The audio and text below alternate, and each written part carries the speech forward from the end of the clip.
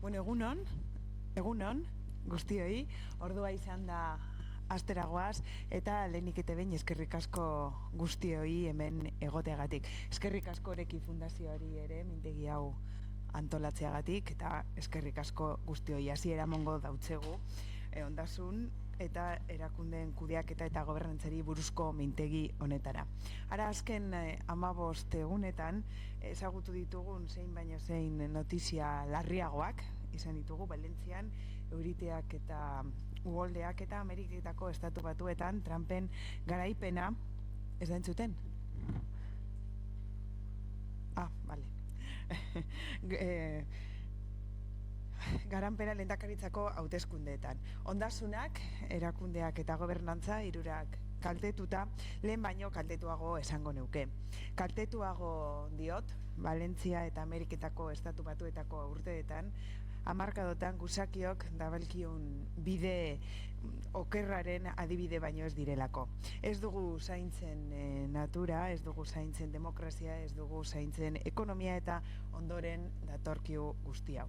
Gure artean, norbanakoa, da nagusi eta ondorioz komunitatea bazterrean usten dugu batzuetan, baina gizakiok gizartean bizi gara eta ezin dugu ahaztu norbanako komunitateak sortzen ditugula eta gainera ezinbestean behar ditugula. Horregatik da garrantzitsua guzti honetan hitz egitea. Eten barik eta gure herriak iraganean garatu zituen ereduak ezagutzea eta gaur egunerako berriak asmatu eta hausnartzea tokatzen zaigu hemen gauden guztioi. Kofradiak, aktismoa, unibertsitatearen gobernantza, horra gorago esandakoaren adibideak natura kudeatu eta zaintzeko politika egiteko, herria eraikitzeko aleak. Hiritarro, geroz eta urrunago gaude instituzio politiko, ekonomiko eta bestelangoengandik. Bakoitza, berearen bila, besteenaz arduratu barik eta ikusi barik hildo hori noraezik gabeko bidea dala batzuetan. Antropozenoa, aldaketa klimatikoa, populismoak, ultraeskuinar, liberalismo muturrekoa, gezur albisteak, ukatzaileak, demokraziaren gainbera. Datorkigun erauntziak badirudi ez duela amaierarik, baina horren guztiaren aurrean ez dezakegu egin itsu eta gorrarena. Aurre egin behar diogu, guzti honi, bestela gure komunitatea Sucre koskorra uretan bezala urtual izango da, eta norbanako bezala ere ez dugu irtenbiderik izango. Lotu gaitesan, komunean, duguna zaintzen, ondasunak eta gure arteko erlazio politiko, ekonomiko eta baita sozialak ere. Denona denon artean zuzen eta justu kudeatzen badugu, gizartea hobea egingo dugu, eta norbanakoak ere hobeto biziko gara. Barriro be, eskerrik asko guztioi hemen egoteagatik, Patxi, Oreki Fundaziotik eta Andoni, eskerrik asko zueri, eta Andoni,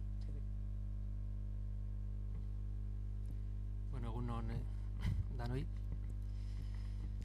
Lehenik eta behin eskerrak eman Sabino Arana Fundazioari eta Oreki Fundazioari elkarrekin hirugarren mintegi hau antolatzeagatik. Bi fundazioek elkarrekin antolatzen dituzten mintegietan beti egon izan da abiapuntuan liburu bat, gaurkoan Patxi Juaristiren liburua, baina helburua ez da berariaz liburua aurkeztea bakarrik, baizik eta liburua aitzaki bezala hartu eta liburuko gaien inguruan mintegi bat antolatzea. Eta gaurko hirugarren mintegian ere abiapuntuan liburu bat dago, baina mintegiko helburua orokorragoa da. Nik hortik abiatuta labur-labur sarrerako hitz hauetan batetik Patxi Juaristiren liburuari buruzko argibide batzuk eman nahiko nituzke. Nik neuk irakurle bezala eduki ditudan burutazioak, eta gero horrekin lotuta bigarrenik sarrera bat egingo diot gaurko mintegiari. Lehenik eta behin Patxi Juaristiren liburuari dagokionean uste dut aitortu behar diogula eskuzabaltasuna. Azken batean, Patxi Juaristik 4 urtez EHUko Bizkaiko errektore ordetzan bizi izandakoak abia puntu hartu eta, hausnarketa bat egiten duelako. Uste dut, ahalegin hori, ausardia hori, eskuzabaltasun hori, gure aldetik eskartzekoa dela. Liburuari dagokionean, gaia modu orokor batean planteatzeko esango nukena da erakundeek eta erakunden gobernantzak gaur egunean dituzten aukerak, mugak, zailtasunak hausnartzen dituela. Baina horrez gain iruditzen zait beste bi ñabardura oso importante gaineratu behar direla. Liburua jabetuko zareten bezala neurri batean diario moduko bat da. Patxi Juaristik errektore orde bezala 4 urtez egunero bizitakoak kontatzen ditu. Baina liburu ez da deskripzio huts bat. Horrez gain, alde batetik, iruditzen zait, Patxi Juaristik egiten duen ekarpena dela bizitzen ari den horri buruzko analisi soziologiko bat eta bereziki politologiko bat egiten du. Bera ahalegintzen da, bere buruari esplikatzen zer dela eta gaur egunean gurean erakunde bat gobernatzeak dituen halako zailtasunak. Duan, erakunde baten gobernantzaz ari gara, hurbilketa politologiko batetik, berak neurri batean zentzua emateko bizi duen horri. Berari buruz ari naiz, baina jakina irakurle hontzan da gonbidapen bat. Erakunden gobernantzari buruzko analisi politologiko bat izateaz gain, nik uste dut bigarren elementu bat gaineratu behar dugula, eta da Patxi Juaristiren konpromisoa bizpide duen gaiarekiko. Eta konpromisoaz ari naizenean ari naiz esaten ikuspuntu batetik egiten diola gaiari hurbilketa, nik esango nuke ikuspuntu herrigile batetik egiten diola. Herrigileaz ari naizenean esaten ari naiz pertsonaren arduraz eta pertsonaren erantzunkizunaz ari dela hizketan, eta beti ere guztion onaren bilaketa xede izan. Hain justu ere, liburuan jabetuko garena da gaur egunean askotan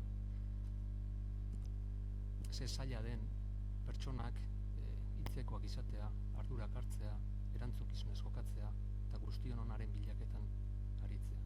Eta erakunde baten gobernantzan, beti ere niretik ari naiz, ez Patxi Juaristiri buruz baizik, nik neuk nola irakurri dudan liburua, jabetzen zara, askotan erakunde baten egunerokoan eta gobernantzan bakoitza berera joatea, erabaki prezipitatuak hartzea, interes partzialak defendatzea dagoela zailtasun, zorigaitz eta gatazka askoren jatorrian. Orduan, erakunde bati buruzko gobernantzaz ari gara, Patxi Juaristiren kasuan hurbilketa politologiko bat da, eta asmo herrigile batetik. Liburua ulertzeko nik uste dut ezinbestekoa dela Patxi Juaristiren beraren ibilbidea ere ezagutzea, eta hor beste behin nik uste dut agertzen zaigula Pako Garmendiaren figura. Besteak beste, Pako Garmendia izan zen Patxi Juaristiren doktorego tesia zuzendu zuena, eta 25 urte gehiago pasa arren orduko arrastoak ageri dira, naiz eta orain gaia erakundeak eta erakundeen gobernantza izan. Azken batean, trasfondoan badaudelako, gurean oinarrizkoak izan diren ezaugarri kultural batzuk, ohituraz herri bezala garatu izan ditugunak. Zer nolako erakundeak izan ditugu guk herri bezala, tradizioz, ze garrantzi izan du kultura tronkalak edo tronkalidadean gurean ondasunen ulermenean eta kudeaketan, aurrekoen legatuaren aitortza, hurrengoekiko arduragatik aritzea. Sakonean gai horiek zeuden Patxi Juaristiren doktorego tesian, berak zehazki landu zuena izan zen ahozko literaturan oinarrituz eta gure tradizioko esaerak aztertuz gai hau reflexionatzea. Eta nik neurri batean, bere liburu berri hau irakurri dudanean, tesi eta horren osteko gaien oihartzuna oso nabarmena izan. Orduan, erakundeetaz ari gara, erakundeen gobernantzaz ari gara, baina berak egin duen ahalegina da hausnartzea guk ondare gisa jaso dugun kultura horretatik reflexionatuz, zer nolako aukerak eta zer nolako zailtasunak dauzkagun. Orduan, eskertu nahiko nioke bere eskuzabaltasuna, baina baita ere ahalegin bat egin izana neurri batean unibertsalak diren gaien inguruan, baina gure ondaretik hausnarketa egin. Foralidadeaz, tronkalidadeaz, gurean hurbilketa asko egin dira. Gaur horietako batzuk ezagutuko ditugu, zuzenbidetik, antropologiatik. Ni uste dut Patxi Juaristik gai hauen inguruan egin duen eta egiten jarraituko duen ekarpena eremu soziologikotik dela, eta liburu honetan zehazki esango genuke, nik nire hitzetan esan da, soziologia politikoaren eremutik egiten duela. Beraz, gonbidatzen zaituztet jakina Patxi Juaristiren liburu irakurtzera. Esan ditudanak jarraian pasako naiz, gaurko mintegiarekin lotzera, ezta? Gaurko mintegiari dagokionean, lehen esan bezala, egin dugun ahalegina izan da, liburu bat aitzakia hartuta hausnartzea, gai horien inguruan aritzeko ze tankerako mintegia antolatu genezakeen, eta gaur lau hitzaldi edukiko ditugu. Lau hitzaldi hauen inguruan nik labur-labur Aureki Fundazioan eta gure artean hitz egin izan ditugun ideia batzuk nahiko nituzke labur bildu, niretzat behintzat, mintegia diseinatzeko lagungarriak direla, ezta? Eta lau refleksio txiki nahiko nituzke egin. Lehenik eta behin idealizazioaren arriskua azpimarratuko nuke, ezta? Badago gure iraganaz, urruneko edo hurbileko iraganaz ari garenean gauzak idealizatzeko arrisku bat. Pentsatzekoa gure aurrekoek ideal handiak eduki zituztela, ideal haiek gidatuta aritu zirela, eta askotan, hori ukatu gabe, askotan jabetzen zarena da behar eta premia konkretu batzuei erantzutera bideratuak egon direla, zentzu praktiko ikaragarri batekin, eta horrek berak eguneroko beharrei erantzuteko premiak ekarri duela askotan, gero ikusiko dugun bezala, asoziatzearen kultura. Uste dut abia puntu hori importantea dela gaur egunerako eta aurrera begirako ere bai, ezta? Beharretik abiatzea eta beharrari zentzu praktikotik, egunerokotik erantzute. Jakina, lehendik jasotako ondarea kontutan hartut, ezta? Orduan, idealizazioak eta baino iruditzen zait garrantzitsuagoa dela jabetzea nola gure aurrekoek ere unean uneko beharrei erantzuteko ahalegin bat egin duten zentzu praktiko handi batetik, ezta? Bigarren refleksio bat, labur-labur, gure aurreko erakundeetaz eta hitz egiten dugunean, askotan garrantzitsua da tipologia moduko bat egitea, ezta? Edo jabetzea tankera oso diferenteko erakundeak eta egon izan direla, bestela askotan defektuz auzolanera mugatzen dugu, eta uste dut gure aurrekoek sortu izan dituzten eta landu izan dituzten erakundeak hori baino gauza gehiago direla, ezta? Esate baterako badaude elkarrekiko erakundeak edo elkarri laguntza emateko asoziazioak, erakundeak, kofradiak, anaidiak, konsejoak. Badaude etxeek edo baserriek besteen zerbitzura egin izan dituzten lanak. norberaren onerako baino beste baten premia bati erantzuteko zerbitzuak, lorrak, ordeak dira horren adibide bat.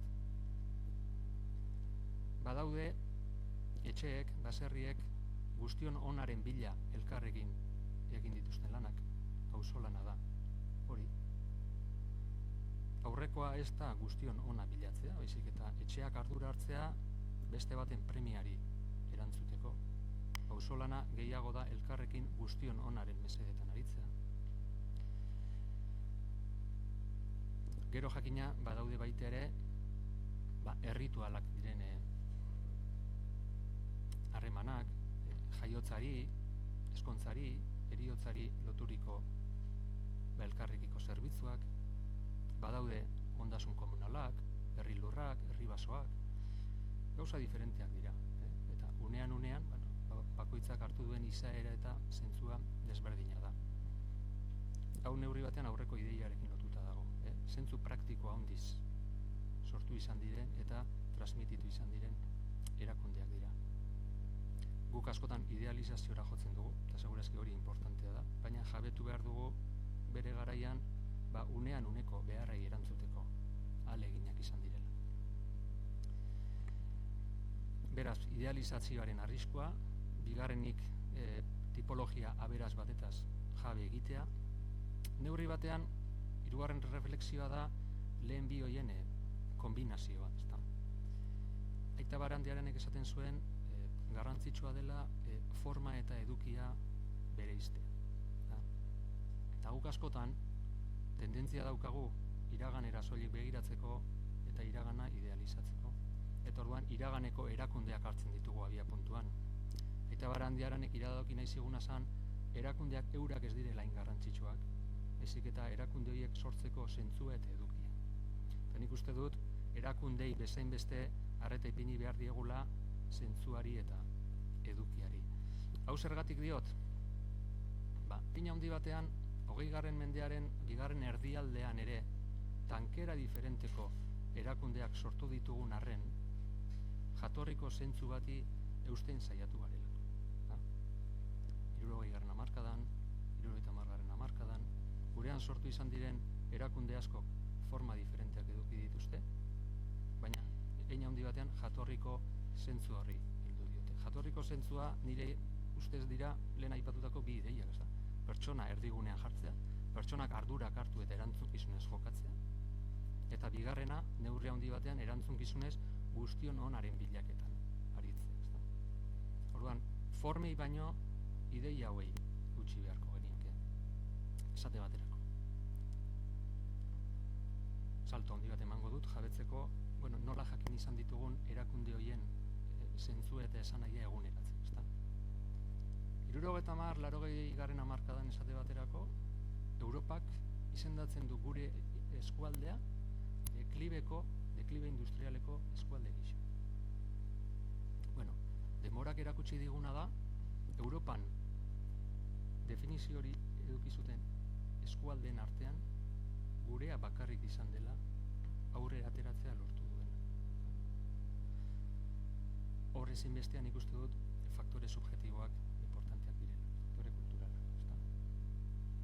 Gure enpresek egin duten ahalegina, une hortako beharrei zentzu praktiko handiarekin erantzun bat emateko. Uste dut, hain justu ere, lotura horiek egiten saiatu behar dugula. Bestela, iraganera begiratzen dugu idealizatuz, eta ez gara jabetzen, orain gutxi ere, tankera igualtzuko ahalegin eta emaitzak lortu ditugula. Uste dut, hori ejemplo oso on bat dela. Eta jakina, industriari lotua dagoen ahalegin kultural osoa. Gure ustetan esate baterako, hau enpresari asko simbolizatzen dute, eta guri gertutasunagatik Jose Mari Korta batek simbolizatzen du hori oso ondo. Baserrian jaiotako pertsona bat, baserriko kulturan eztia izan dena, ondoko auzora jaisten dena, eta denborarekin fabrika txiki batekin lortzen duena nazioarteratzea. Idealizazioetan erori gabe, baina tankera hortako refleksio gehiagoekin beharko genuke. Edo gurean, zerbaitek baldin badauka arrakasta eta zerbait baldin bada eredugarria Europan, lanbide heziketa da. Lanbide heziketako zentroa. Lanbide heziketako zentroek duten ezaugarri behinena da, jakin izan dutela enpresekin harreman estuan, tokian toki, bailaraz bailara dauden premiak ulertzen. Bailaraz bailarako enpresen beharrak erantzungo dituzten oferta formatiboak sortzen, eta bar, hori da, zentzu praktikoa, hori da guztion onaren bilaketa. Ez da bakarrik, garai bateko tradizioa, eta jakina, unean uneko berezitasunekin, baina gerora ere jakin izan da. Ez dauzkagu orduko erakundeak, dauzkaguna da orduan bezala zentzu praktiko handiko jokabideak. Orduan, idealizazioak saieste importantea da, tipologiak lantzea, jabetzea, formak baino edukiak edo zentzuak daukala, garrantzia, eta laugarren refleksio bat, eta bukatzen dut. Badago, neurri batean, bai oreki eta Sabino Arana Fundazioak aurreko mintegietan landu duten oinarrizko konzeptu bat, eta da burujabetzarena. Burujabetzak gure tradizioan esan nahi du pertsona izatea bere esku eta buruen jabe. Lehen tradizioan zen etxea edo baserria. Deigarri egin zitzaidan, gauza nola diren, deigarri egin zitzaidan Arturo Campioni bere garaian irakurri niola, Pirineoetako eremu hau individualista izan dela. Horrek, txokatu egiten. Gaur egun individualismoak dauka zentzu negatibo bat, baina Campionek iradoki nahi zuena zen etxea bera ahalegintzen zela bere beharrak erantzuten. Eta gero, zetorrela, reziprozidadea, besteekin aritzea eta auzolana. Baina azteko eta bain pertsonak hartu behar du bere esku eta buruen ardura eta erantzunkizuna. Campionek individualtasuna horrekin lotzen zuen, zentzu positiboan. Gurean, beste batzuek horri deitu diote buru jabetza. Ordena importantea da. Guk esaten duguna da, buru jabetzak dakar gero auzolan. Honekin zer esan nahi dut. Pertsonak, enpresak edo etxeak izan behar duela, edo ahalegindu behar duela, bere esku eta buruen jabe izaten. Eta gero, berak bakarrik sortu erantzun ezin dituen premiei aurre egiteko datozela, bestelako erakundeak, ezta. Hau garrantzitsua da, ze besteak dira etxearen subsidiarioak. Honek zer esan nahi du? Honek esan nahi du neurri handi batean haustura kultural handi bat gertatzen ari dela gure herrian ere bai, ezta. Ze jabetzen garena da, herritarrek gero eta gehiago daukaten konzepzioa dela, bestea, administrazioa edo herri erakundea da, nire sordo. Alegia, besteari dagokio nire beharrei erantzutea. Gure tradizioan esango genukena da, ni naiz besteen sordo. Bueno, eredu idealak sortzen direnean debatibleak dira, baina reflexiorako oso lagungarriak izaten dira, ezta? Nor da noren sordo, ezta?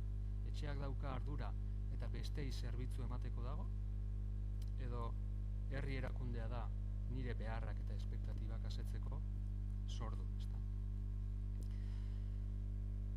Beraz, ez nahi luzatuko. Aspaldiko kontu batzuetaz ari gara, baina ondo ulertzen baldin badugu, ez forma bakarrik baizik eta zentzua eta kultura gaurkotasun handiko hausnarketak ere egin ditzakegu, ezta? Eta ibilian agian jabetu gaitezkena da gurean ere aldaketa kultural batzuk gertatzen ari direla, eta batzuk ez direla agian hain positibo, ezta? Hori da nire irakurketa kritiko. Bueno, tankera honetako reflexioak dira guk egiten ditugunak, badakit Patxi Juaristinen liburutik abiatu naiz, nik uste dut transfondoan hori dagoela. Ematen ari diren aldaketa kultural horiek zailtzen dute asko erakunde baten gobernantza, hori da nire esplikazioa. Eta, bueno, ahalegin bat egin beharko genukela, berriz, bi helduleku horiei eusteko, ezta pertsonari buruz, pertsonaren ardurari buruz, pertsonaren erantzunkizunari buruz, eta gero, alde neinean, gradualidade diferentekin, baina, bueno, interes orokorraren edo, guztion honaren mesedetan. Bueno, hau da, guk egiten dugun reflexioa, eta honek esplikatzen du gaurko mintegiare bai.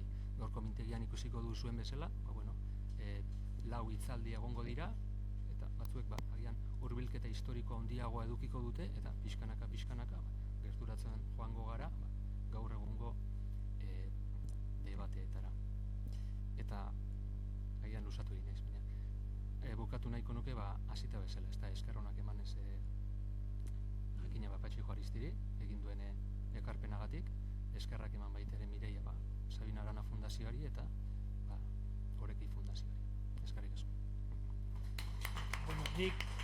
Nik ere eskerrak eman behar ditut horrelakoak entzun ostean, eskerrik asko Mireia eta Andoni, eskerrik asko Sabino Arana Fundazioari eta Oreki Fundazioari mintegi hau antolatzeagatik, eta mintegi honetan nire liburu aurkezteko aukera emateagatik, eta eskerrik asko izlariei eta etorri zareten guztia. Esan behar nuen, ez da? Nik ere eskerrak eman behar nituen, eskerrik asko benetan.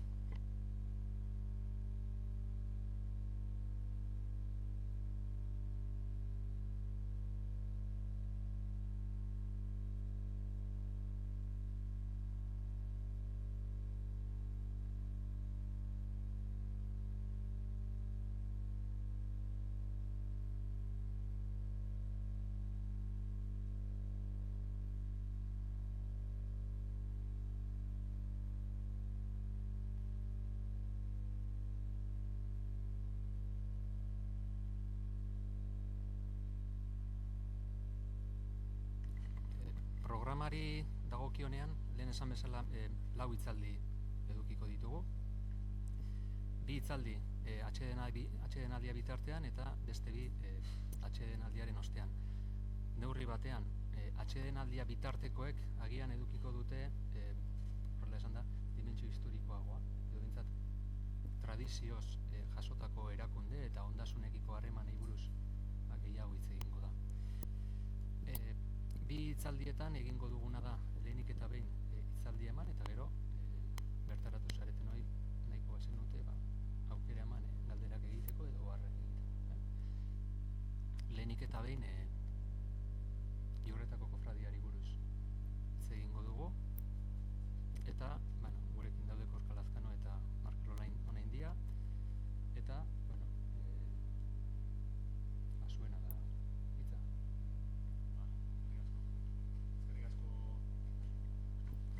Eskerrik asko gonbidapenagatik. Eta Iurretako kofradien historia jaso gendun liburu baten, eta apur bat horren berri emotera gatoz, eta gero Gorkak gaur eguneko kofradien presidentea danez, gaur egun kofradiak zertan dabiltzan, eta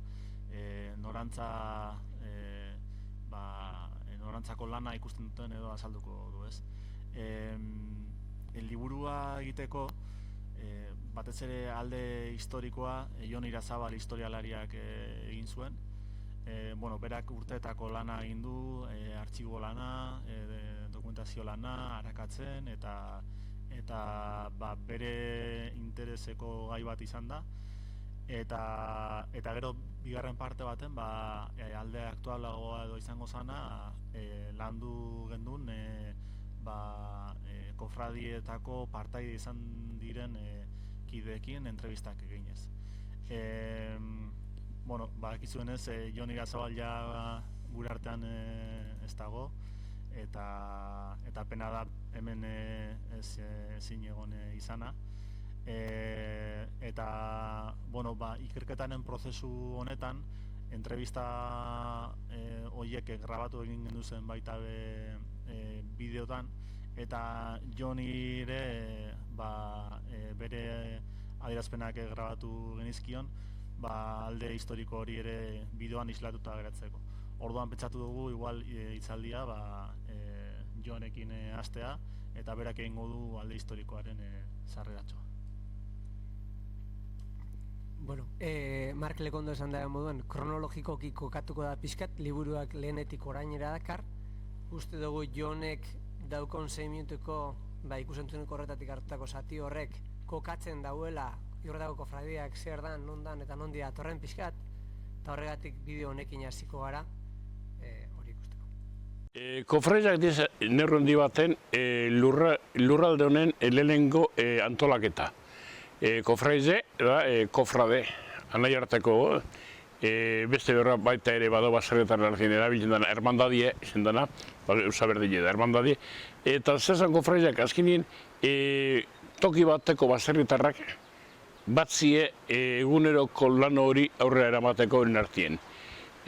Bai bide konpontzeko orduen, bai baserreko hainbat lan egiteko, eta elkartasun antolatu zen, neurrizen antolatu zen estruktura hori. Batera, beste hainbat arazo egoten zirenak, zerga dizela, ez dakit zer dela, zute bat dela, generalizatia da, kofradi desberdinen bilketa. Hilortako kasuen, lau bildu ziren, eta izena dator Elizaren horrek sei kofradiak, hilortako sei kofradiak, nun batzatzen ziren, zer duen ez egoen udaletxerik, nun batzatzen ziren, Elizako atien. Horrek hauzuek, aukizun zuten komuneko edo, hainbat baso. Basue orduen oso garrantzitsue baserretarentzako, egurre mote ban egureko, eskurre, bai jentientzako, eskurre jan behit ezan, eta, bueno, ganauentzako tabar, kortatako azpiezak egiteko idea mote ban, basun administrazio hori komunezan, banena zan. Eta horrek gugazabak, propiedad horren zati bat, finko bat izatia, hori da derecho romanokoe. Eta hemen funtzionez zan, eta lekutan baita ere betik aparte, derecho germanikotik. Derecho germanikoek basu esan, baldintza batzu betetzen zuten guztizena. Hau da, basu esan, kofradiko guztizena. Kofradia zuzentzen zan, por la foguera. Foguera zan zue, por el fuego. Hau da, baserri bakotxaren bezue, zaten boduen. Baserri bakotxa zan foguera bat, edo kasu batan gero foguera erdi, gero foguera, eta orduen, kofradia batek momentu baten aukilek ez, 10 baserri, 10 foguera. Baina, bueno, biruin jabilako, edo garai on batzuk etorri zelako, eta kofradia horrek momentu baten 10 baserri barik, 17 baserri aukilik ez. Orduan ez da, kofradian basue ez da 10rena. Momentu baten da 10rena, baina beste momentu baten da 17na. 18. mendien horrek kofradientzako hain oinarrezko izen ziren basuek desagertu iten dire. Desagertu iten dire alde batetik, limpatuak katzo batzutan, zameka katzo desberdinez, katzo batzutan herri basue bihurtzen dira. Herrizek, elizatiek, hori kofradien ganetik dauen erakunde horrek bere ganatu iten du horrek kofradi basuek. Beste alderdi batek tokiko etxaunek, eta hori dokumentu badau, hainbat intentu eta tokiko etxaunek estilo germaniko hortatik, estilo romanora mazadozak. Eta duen ja finkatzen daben noren adiez, eta hainbat kasutan, euren artin banandu iten dute propiedade horrek. Bina, kofradiak desagertute dauzenien, heltzen da 19. mendie, 18. mendien amaieri eta 19. mendie hasierie eta 19. mendie bereziki, herri honentzat da garai oso txar bat. Komentzinoko gerra, frantzesen kontrako gerra, karlistadie, eta orduen neko nerrondi baten, noi esaten kibera jota, baina kibera jota espadauzia, la bankarrota du, nazin jo. 19. mendien, hainbat desamortizazio egin ziren, ezagunena edo ginen entzuten dena beti da la desamortización de Mendizabal, hortik aparte beste batzuk ezi, eta Mendizabal bine horren hau, 1812 inguruen, Madrileko gobernok erabaki ban desamortizazio bat egitea. Eta horreaz behartzie herrizeri, udaleri, euren propiedade saltzera, euredekoien zorro hori ordaintzeko. Oinarrezko ziren baso horrek, nerrondi baten, esku pribatutara paso zien, garai hartako jantxuok eta izaunen eskure, horretariko askok, herri hau, aurreo aipatu dugun gerratan sartu bien, eta gero gerra horren ondorioz ganea herriko basoek euren esku gelditu ziren, hori beti dirudeko nakola fontzaltzen du.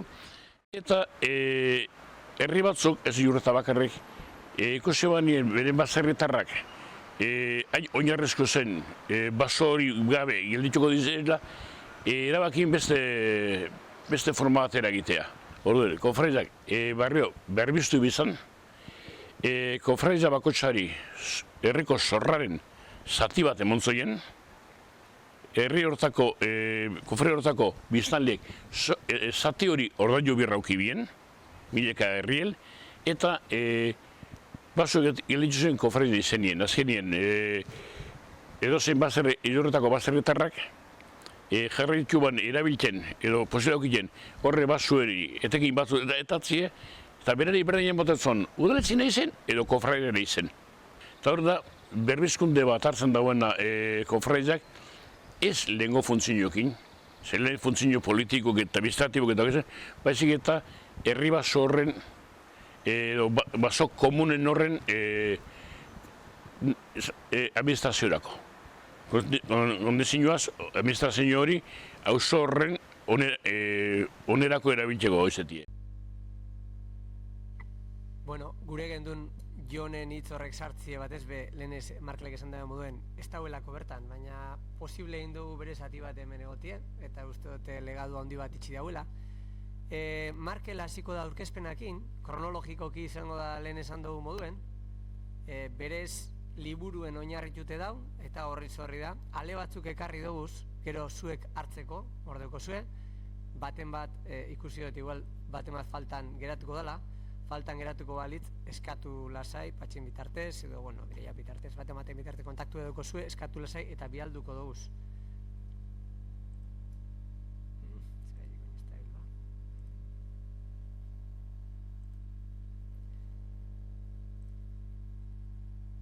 Bueno, beste barik pixkat, liburuen oinarritute, kronologikoki Markelek arzalduko dut pixkat nondik norakoa. Bai?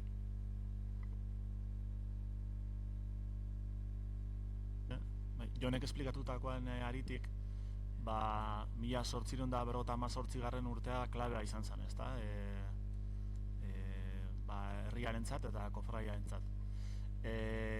Horre udala eta kofraietako ordezkariak bildu eta akordio batera heldu ziren, eta 6 kofradia izatera kofraietako bakoitzak lur zati bat eskuratu zuen. Azkenean esan dezakegu salmenta moduko bat izan zala, gerora lur horrek erabiltzeko aukerarik, ezta? Eta horrela, Jonek esan bezala, azkenean udala ere diruz hornitu ahal izan zen. Eta, kofraien eskutan, 154 hektareako lurra ere moat geratu zen, hor ikusten dana, berdez ikusten dana. Eta 6 kofradia dira jorretan, jorreta zaten duguna erdigunekoa, gero bestetik Faustekoa, Santa Maginakoa, San Markokoa, Goiuriakoa eta Orozketakoa. Eta hoize, bakotxak lur zati bat eskuratu zuen. Horrek Jonek aipatu bezala, ekarri zuen nolabait gobernantza eredu batekin jarraitzea, ezta? Baso horrek erabili ahal izateko kofradien eta auzoko biztanleen onurarako, eta gainera baita ere ustiapena egiteko eta horren bidez diru iturria jasotzeko auzoetan bertan hobekuntzak egiteko eta proiektuak aurrera eramateko. Eta martxa horretan ekin zioten, baina ze gertatu zen, gero gure herriko historian gauza garrantzitsu bat, ezta? 1926an Iurreta Durangoren menpe geratu zen, udalgabe geratu ginen, eta hor sortu zen nolabait fase bat nahiko gorabeheratsua eta zalantzazkoa kofradientzat baita ere, ezta? Noski, azkenean lur horiek legalki Durangoren parte izatera pasa ziren, eta hasieran esan dezakegu nahiko harreman ona izan zutela hasierako urteetan, baina Durangoko udalak presente zuen, azkenean lurro horiek momentu horretan eurenak zirela. Orduan, lehenengo eta behin horren inguruko interes agertu zuen, eta nahiz eta akordiora heldu, presente egon zen interes hori, ezta. Eta urteak pasa dela, egoera hori zailtzen joan zen, Durangoko udalak ere arazo ekonomikoak izan zituen, eta ikusten zuen Iurtako bai herri basoetan eta kofradi basoetan emaitzak lortzeko aukera bat, ezta. Eta adibidez 1958an hor ja Durangoko udalak eskaera formala egin zuen kofradi basoak bereganatzeko, baina kofradietako ordezkariek ezetza eman zuten. Horre kofradietako kideen partetik ere zalantza sortzen zen, udalik ez egotera noraino mantendu ahal izango ziren lurroiek, ezta? Esaten zuten, bazeuden iritzi batzuk, esaten zutenak, igual bada ordua dagoeneko udalaen esku izteko lurrak eta berak kudeatzeko, ezta? Baina gehiengoak ezezkoa zioen, eta orduan aurrera jarraitu zuten euren kudeak eta horretekin. Ustiapena sendotu zen, eta horrekin jarraitu zuten. Baina gatazkak bizi izan zuen momentu benetan larri bat, 1955ean, kofradietako ordezkari batzuk ari ziren kofradi basoetan lanean, azkenean basoak zaintzen zituzten, eta orduan entasaka batzuk egiten ari zirela Durangoko udaltzainak agertu eta atxilotu egin zituzten, eta hor tentsioa sortu zen, ezta? Azkenean tentsioa areagotu egin zen, eta atxiloketa hortatik gerora ez zuten bestelako kalterik eduki, baina bi erakunden artean gatazka larritu zen. Eta hor urte batzuk egon ziren ez atzera ez aurrera, ezta? Kofradietako ordezkari ikusten zuten oso zaila zela zerbait egitea udalaren adostasunik gabe, eta Durangoko udalak ere urte batzutan horren mantendu zuen bere jarrera inpas batean. Eta nola ezen soluzio horik ailegatzen, Gerediaga elkarteak horre esan dezakegu pauso garrantzitsu bat eman zuela, ze konferentzia baten atera zen ideia bitartekaritza bat sortzeko edo, ezta? Eta horri esker hasi ziren apur bat gauzak hobera eramaten, Gerediagak egin zuen bi erakunden arteko harremana, eta horrek asko lagundu zuen gauzak hobetzeko. Eta gero gainera horri gehitu behar zaio, etorri zela baita ere gazte belaunaldi bat ikusten zuena horre bazegoela arazo bat, ezta? Herriarentzako onura izan altziren hainbat baso erabiltzeko zailtasunak, eta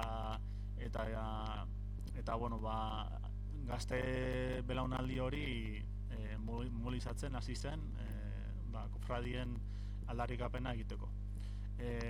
Azkenean ikusi behar duguna da Iurretak udalik ez izatera garaia hartan kofradiak bezalako eta kofradi basoak eukitzea azkenean herri kudeaketarako tresna garrantzitsua zirela, ezta? Eurek ikusten zutena zen Durangoren parte izan arren, Durangoko udalak Iurretara begira zuela inbesteko inbertsirik egiten. Orduan, euren aldarrikapena hori izan, ezta? Gutxienez utzi gure baliabideak erabiltzen.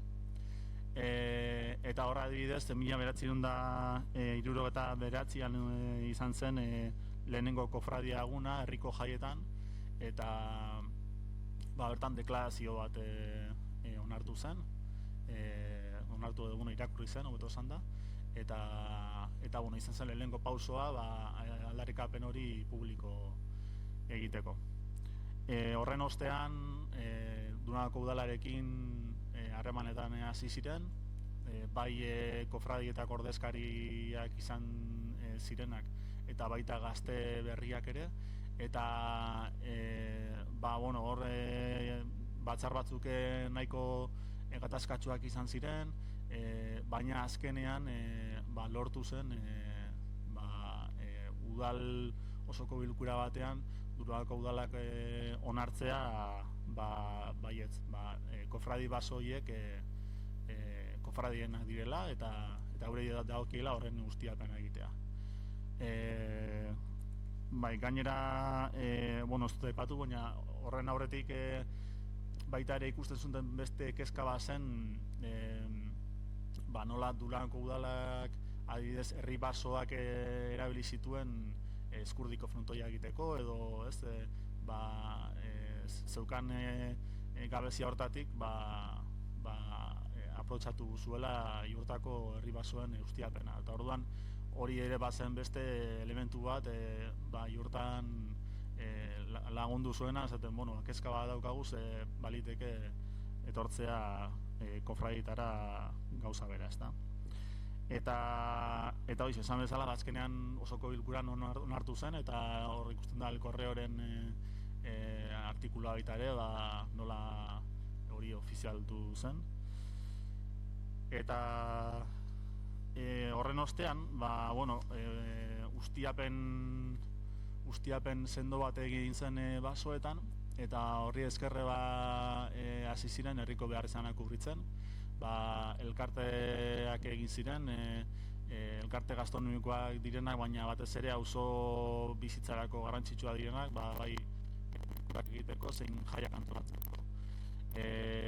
Gero, adibidez, auzoetara ura, elektrizitatea, telefonia eramateko obrak egin ziren, herriko futbol zelaia sortzeko lurra erosi zen, gaur egun ere oraindik lur hori kofradiena da, kultura, dantzak eta jaiak sustatzeko diru laguntzak eman ziren, ustiapen horri esker, eta azkenean hori ez, azkenean instituzio baten eran, maitza hori gero erabili zen auzoen hobekuntzarako. Gero noski kanpotik ere etortzen dira, bestelako proiektuak edo eskakizunak, eta bolada guzti honetan zehar kofradiek baita ere egin dute auzoen defentsa bat, ezta. Sarritan egon izan dira proiektuak aurrera atera direnak, baina beste batzutan auzotarrek ez dutena ondo ikusi, eta kasu horretan kofradiak egin duena izan da horreri babes bat eman eta gainera bide lagun izan udalarekin eta bestelako instituzioekin harremanetan, ezta. Hor ikusten den argazkian dagoeneko ja martxan zegoen obra bat Goiruko auzoan, eta martxan egon arren hori azkenan lortu zen etetea, eta kofradiak egin zuen azkenan auzotarren kezka hori udalarekin konpartitu, eta lortu zen, nahiz eta gero epaiketetan eta bar egon, lortu zen auzotarren alde egitea. Eta hoxe da apur bat, ezta, kofradiek eraman duten lana. Gero, Gorkak esango du aurrera begira antolaketari guzta gehiago, baina horre aipatu nahiko gunuko ere, ekintza bat baduena antolaketa aldetik eta baita jaitik ere. Lehen esan bezala, 1999an egin zen lehenengo kofradia eguna, eta hasierako urtetan egin zen auzoetan, baina urte batetik aurrera, nik uste 30ko hamarkada amaieran edo, erabakizten kofradiako baso batean egitea, Laixiar zela egiten den baso batean, eta urtero iraieko bigarren domekan egiten da bertan asteko batzarre nagusia, bertan urteko kontuak ematen dira jendearen aurrean, eta gero jaia egiten da. Bai. Eta hori auzolanean prestatzen da, eta komunitateari begirako jai bat izaten da. Eta gero bestalde, kofradiak ere aipatzea, Jurtaren desaneziorako klabeak izan zirela. Jurta desanezionatu zen 1980ean, eta horra orduko kofradiek lehenengo hasia dopini zuten, ezta? Egin zuten eskakizun bat Dunagoko udalean, Jurtari zegozkion zinegotzi kopurua handitzeko. Eta ezustean udalak onartu egin zuen. Eta hori izan zen auspo bat, esateko, pausoak eman daitezke. Eta hor hasi zen dinamika bat indartzen, eta azkenean sortu zen herriko batzorde bat desanexioa bultzatzeko, eta hortik etorri zen hori izan bezala 80ean desanexioa. Beraz, kofradiek paper garrantzitsua aurkitu dute Jurtaren formakuntzan bertan, ezta. Eta hoxe, beraz orain Gorkaren txanda. Bueno,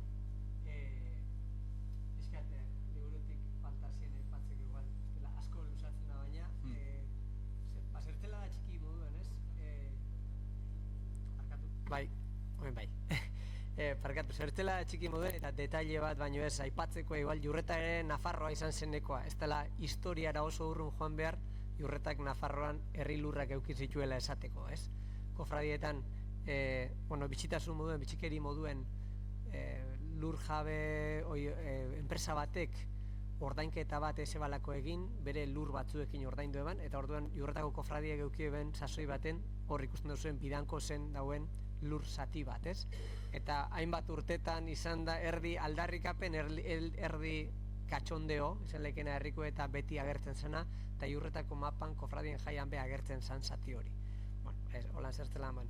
Kofradien eraldaketa hori 2019 inguruan sortu zen, ez? Hasiko gara aro berria edo, bigarren aro berriari buruz berbetan hasiko gara, ze aro berria hasi zen oindala 50 urte, ez da liburuak aipatzen da moduan, bigarren aro berri bat dala pixkat kofradiak eguneratzi, ez da?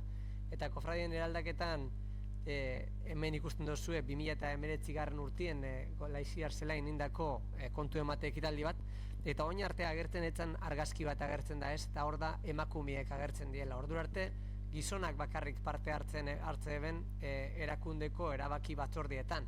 Batzarretara nor nahi joen alzan, edo zein, baina erabaki postuetan edo batzordekide moduen etzan emakumerik agertzen. Gukor, ni 2019tik, hogeitik naz lehendakari, aurretik Bizente Gonzan, baina aurretik bai egon itzen batzordien, eta horretan hainbat burruka, ez burruka, baina bai hainbat biderretara bihar izaten gendun mai gainera, estatutuetan inun ez dela agertzen ez da bela emakume batek, ezin da bela emakume batek ordezkari izan, eta hori mai gainera atara behar zela, eta jente bat inkomodo egiten baiakon be, errealitate bat zela eta berandu gabizela. Bueno, heldu zan momentu eta 2019 horretan batzordekide emakumeak sartu ziren. Hortik, urrengo urteetan hartu neoan nik lehendakaritza hori, eta zer egin dugu azkenengo 5 urte honetan, ez? Azkenengo 5 urte honetan egin duguna da, kofradia bat eguneratu. Kofradia honek zaharkitu moduen ikusten zien, herrien oso deskonektatutako erakunde bat moduen, eta uste dut lortu dugula urte gutxitan barriro herrien erdigunera ekartie. Segaitik, tresna digitalak erabili duguz, hau da, ja gaur egun komunikazio kanalak zabaldu duguz, WhatsApp talde bat, nun inok ezin da benidatzi baina bai informazioa jaso, bestela hori zoratzeko bide bat izaten da, jasotzeko WhatsApp talde bat, nun herriko 180 bat lagun, 170 bat lagun dauden partaide gor jasoten danak informazio hori, eta artxibo osue digitalizau dugu, hau da, lehen egon dien hainbat papel, nire etxien dauz armairu baten sartute danak, baina hori, egunen baten galdu leike, eta guzti hori digitalizau egin dugu. Eta lehen esan dugu, ez, ingurua eta komuna zaintzea edo tokian tokiko errealitateari begitzeko puntu klabetako bat badagoela lanbide ziketan, eta Andonik aipatu da hori, eta nik horrekiko hurbiltasun handia dukotelako, ni lanbide heziketako irakasleenaz, Bergara Miguel Altunako enpresekin harremanetarako pertsona, eta hortik tiratuta hurbiltasun horretatik praktiketan hartu genduen pertsona bat, artxibo guzti hori digitalizatzeko. Eta gaur egun, kofradien historia eta artxibo guztia digitalizatuta dugu Driven edozeinen eskura, eskatzen daben edozeinen eskura. Eta hori bebazala, herritik jasotzen zen kritika bat lehenago, esan, badauz gauzak kofradian, badauz dokumentuek, badauz diru kontuek, baina emoten dau giltzapien eta inork ezin da bezala ikusi. Gaur egunien publiko die eta edozeinen eskure dau edozein momentutan. Horren hortik hasitzean ikustu eta herriraia asko zabaldu zela, jente gazti hau eta gazti ebe, interesa hartzen hasi dela, eta hortik esan gedun ez, aurrera begirat danon artean eta zer egin behar dugu oin, zer toketan jako oin kofradia bati egitea. Orain arte, udalan eskumenak, gaur egun udalan eskumen moduen ikusten duguzenak betetan ibili da. Etxietara telefonu eruen, bidie konpondu, argindarra, uran saneamentuek, hainbat gauza, ezta? Gaur egun hori, ez dauko zetan kofradia batek egin, ze badau udaletxe bat, badaukona solventzia bat, hori aurrera erueteko beste kontu bat izango litzake, espalu eukiko, guk hor parte hartu beharko, ez da horretarako da kofradia. Zertarako da kofradia? Kofradia hau da, udal erakundeak heldu ezin daben lekuetara, heltzeko edo horri osagarri bat emoteko. Hau da, adibidez ez dugu telefonoa ipiniko, ze danak daukie, eta ez dugu igual wifi konexio bat ipiniko, baina igual plaka berriztagarriak ipini, energia plakak, euski plakak ipini, eta energia berriztagarriak erabiltzeko autua egindaben horrek, energiaren erakundetik, ebetik hartu dabenak laguntza bat, guk emongo dutzagu beste laguntza osagarri bat, eta holako prozesu bat zabaldu gendun, eta hortik hasi izan igual barrikuntza baten lehenengo pausue. Eta orduen hasi ginen ideiak batzen, eta hortik hainbat ideia etorri die. Nundik dator hau ez, lehen Markelek bezan dau, 6 kofradia die iurretan, 6 kofradia horretan, asamblada bidez funtzionatzen du, kofradien funtzionamentua asamblearioa da, eta horrek badauko zer ikusi herriak edo komunidadeak indarra hartze horrekin, ezta? Asamblea horretan dauen edonok dauko eritzia emoteko aukera eta baita botua emoteko aukera be. Ez norbanako bakoitzak eta hor dator igual berezitasun hori ez, nondik gatozen badakigu, zelan funtzionatzen, nora joan nahi dugun bebai, baina pixkat mantenduta gure esentzia zein da. Eta botu hori edo boska hori nokemon leke, etxe bizitzako partaide batek. Estatutuak nahiko zurrunak die zentzu horretan eta eskatzen dabe famili buruak egin behar dabela. Eta hor ni neuk askotan eukidot kontroversia handi bat, esaten ebala, nienaz nire etxeko famili burua, nienaz nire etxeko familiko kide bat, nire etxean ez dago famili bururik. Eta hori uste dut etxe guztietan gertatzen dela gaur egun ja. Orduan esaten gendun, hartu behar dugune da etxe bizitza bateko partaide bat. Bardin da familia izen edo, ze Markeletan ibizi genke etxe baten, eskara familia lagunak gara igual, baina bion artean adostu beharko dugu gure etxe bizitzak ze boska emongo daben, urtetzen dien gaien inguruen. Orduan, berezitasun hori badauko, kolektibotasun hori zaintzen dau, eta haman komunan zeo zer zaintzeko bide bat emoten dau, ezta? Ulertu araztera erueten zaitu, ze bion artien etara behar dugu, ze boskatuko dugu guk etxe bizitza moduan. Orduan, holan funtzionatzen dugu, asamblada bidez jarraitzen dugu funtzionatzen, kofradia bakoitzean boska bat emoten da, dagon gai edo urtetzen dien gai erabaki beharreko gai horren inguruan, eta hortik urtetzen dien boska horrek, kofradia bakoitzeko ordezkariak eta ordezkoak erueten dabe kofradien batzorde orokorrera. Batzorde orokorrean 6 kofradiok irudikatute gauz, bakoitzak ordezkari bat eta ordezko bat dauko, guztira 12 lagun, eta horrek erueten dabe kofradia bakoitzetik boska bat. Hau da, goiurian 20 boska 15 kontra urten bada, 20ko hori da eraman behar dena. Osea, goiuriatik boska bat dago. Eta nik igual ez dut pentsauko goiurian urten dan eritzi horren, ez dut eritzi bardin eukiko, baina nire kofradiak hori esan dauta nik ordezkari moduen hori eruango dut batzordera. Holan funtzionatzen dugu pixkat, ez? Pixkat lurrera bajatut eta ulertzeko ondo. Uste dut horrek indarra emoten dutzela herriei garen eta komunidadien sinesteko bide bat dala, eta lehen Markelek esan da moduen askotan egin behar dugu gauzak udaletxeaz, elkarlanien, beste askotan igual udaletxeen aurrien egon behar dugu esaten ez, hau ez da herriek nahi da bena guk badaukagulako foro batzuk nun esaten den hau ez dela horrela, eta igual batzutan ez da bat. Baina egiz da, sistematizau dugun gauza bat dela, eta orain arte egin ez dana, oin dela pare bat, 3 urtera arte egin ez dana, udalakin 6 hilabetero sistematikoki bilera bat eukitzen dugu, bilera bat, kofradietan urten dien proposamenak erueteko, proposamen horrek aztertzen die, eta jarraipen bat egiten jake. Eta egiz da udaletik oso interesgarritzat ikusten dela hori, azkenien oso zuzeneko bide bat dalako, ezta? Askotan pasatzen da, leku guztietan, herri txikietan, bebai, ez bakarrik herri handietan, administrazio eta herria oso urrin egoten diala. Zorionez kofradiak bide hori edo zubi horrek lantzeko balio da.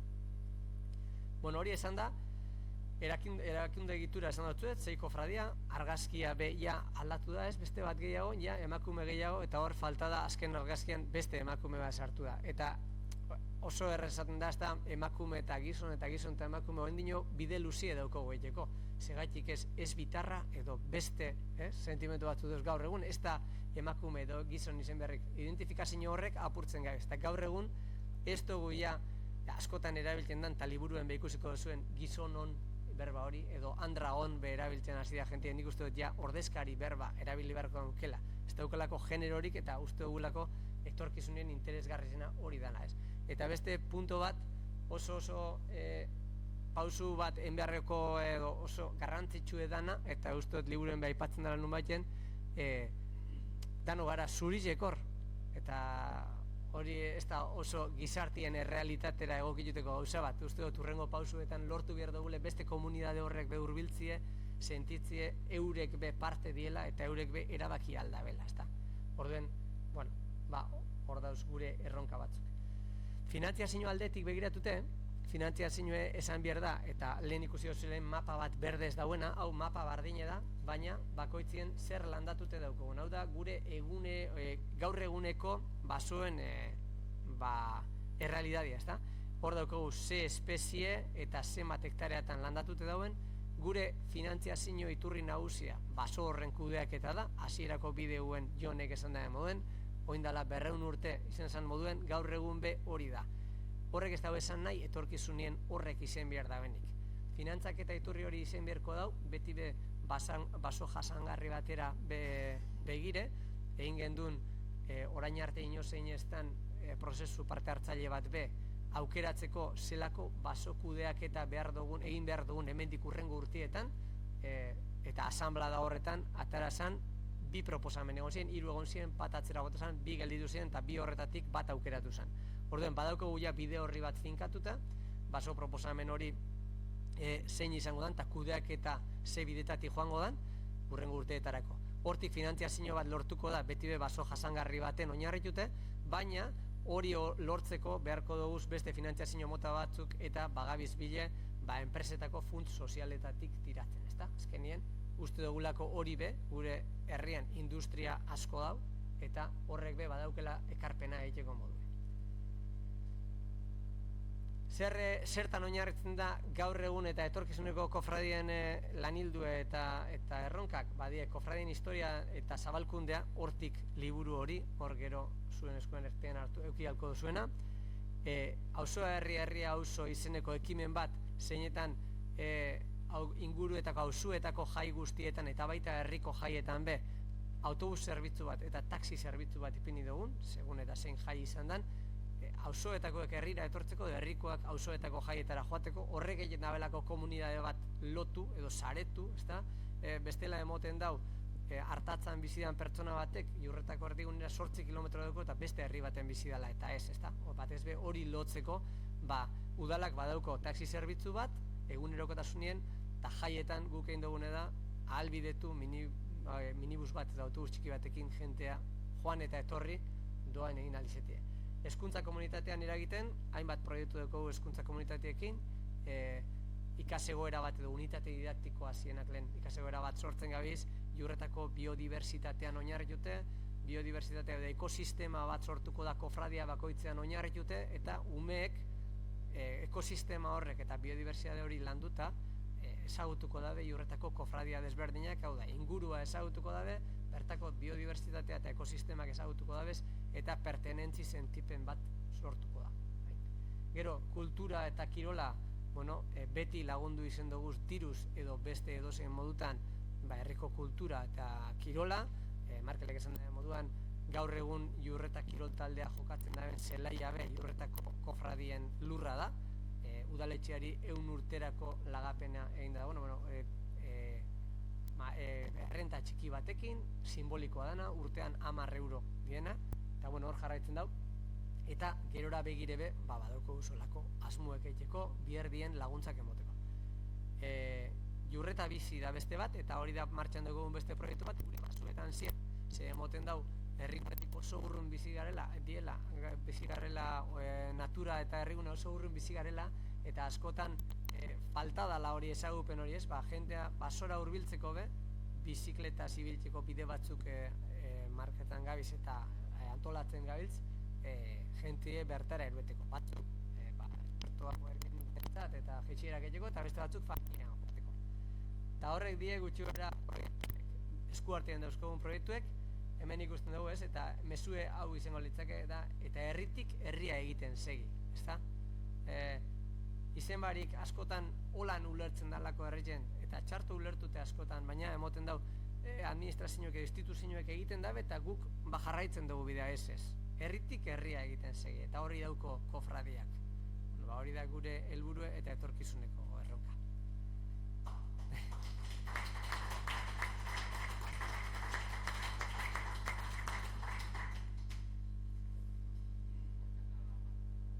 Gorka eta Markel eskerrik asko, aukera dakasuena izan izkeo. Hausnarketaren bat egiteko, galderaren bat. Bai. Egun guztioi. Gorka basorionak, ekin bat, indu zuen bidearen gatik, eta horretako kofradeari eman dio zuen, arnasa berri horren gatik. Uste dut, mintegi hau, kudeak eta eskasistemeri eta teoriari buruzkoa dela, eta, zure azalpena entzunez, burura etorri jata, esate baterako Ameriketako estatu batuetako hauteskundeak eta ordezkariak eta pizkapoto elektoral horiek eta aukeratzeko daukaten sistema, ezta? Orduan gertatu daiteke estatu populatu baten gehiengoa boto gutxi bategatik aukeratzea eta ordezkari guztia batek eramatea, ezta? Eta behar bada beste jente gitxi bizidan toki beste batzuetan ere antzeko zerbait ematea, eta azkenean ordezkarien kopurua hartzen badi baduzu kontuan biztanleen arabera, behar bada oso demokratikoa ez izanaren zentzu hori ere hartzea, ezta? Esate batero, kofradien sisteman, oso asamblearioa, kofradia bakotxak oso kofradia bakotxak ordezkari bat ematen daun zuen zeiko ordezkapen organ horri, baina demagun 3 kofradia dauzkazuela oso jente asko bizidianak, eta beste 3 jente gutxi bizidianak, eta 4 hien ordezkariak gehiengoa daukate, baina biztanleen arabera behar bada, igual ordezkapen hori oso demokratikoa ez izatea, ezta? Horrelako geuzei buruz pentsatu izan duzue, etorkizunera begira? Pentsatu izan dugu, eta egize da, errealitate hori daukogule, ze kofradia bat herriguni ebera da, ez da Jurreta, eta bardin balio dau Jurretako boska batek, eta Goiuriko boska batek, eta 27 etxe gara. Hau da, egize da, puntu horretan Goiurik indar bat daukola, baina guk bai ikusten dugu, kofradiek zaindu behar dabena justo dela, Jurreta irudikatzen daben hori diela auzuek, ez da, bestela galduko litzake, eta askotan hori da, ikuspegi hori galtzen dau instituzio batek, ez da, zaten dau, hemen daukot biztanleri gehiena, hemen dauzko da zerbitzuak, hemen daukot nik behar dodan boska, zegoelan da, hemen jaten dut nik, eta bestea ahaztuta gelditzen da. Orduan da pixkat diskriminazio positibo bat. Beste kontu bada, diskriminazio positibo horrek, beste diskriminazio jasangaitz bat, piniko baleu berrizen, nik uste dut hori jakin behar dela transmititzen asamblaetan, ez da hori askotan pasau izen da bebai. Guk holan egingo genduke hauzuetatik, baina, herrizei ezin dotzau hori egin, ez da, holako kasuren baten. Edo ikusi dugunien, egurre banatuko dugu, egurre banatuko dugu, herrizenok hartuko dago egurrik, inok bez, osuetan bakarrik. Bueno, vale, edo elkarte bat ipiniko dugu ez dakizea auzotan eta herrikoek zer. Bueno, horrek behiratzen dio ordez, bueno, horrei hau, herritik beste eskaera bat tramitatu beharko da, hori ekiparatzeko zeo zelan. Nik uste dut, hori daukola ona, ez? Asanblada horretan, gai horrek be batzordetik eruenen behar diela. Gu batzordien ez dugu bakarrik boska horre jasoten, baizik eta guk pixkat kofradien bidie markau egin dugu, ezta? Gure egunerokotasunien. Ez da boskatzeko gaia egoten hilebetero edo urtero be. Batzutan bai, beste batzutan ez urtero, normali urtean behin zehoz egoten da, baina hilabetero ez, baina urte guztien gabiz gu ekintzak antolatzen. Eta hori batzordetik dator. Batzordien gauzen gentiok herriakin kontaktu handiz dugu, ni Goiurian bizinaz, baina herrira bajatzen az, barikuero, zapatuero, eta hastien zierbe umiekin. Hore, nik herriko realitate hori be bizi dut, baina beti be, garrantzia monbiherriako auzueri ez, hori bai esan dugu askotan, galtzen dalako bestela, eta gaur egun, landa eremuko bizi modu hori galtzen da bilelako. Eta usteot horri diskriminazio positibo bat emotie, esango neuke, demokratikoena hori dala. Holan, ikusten dugu.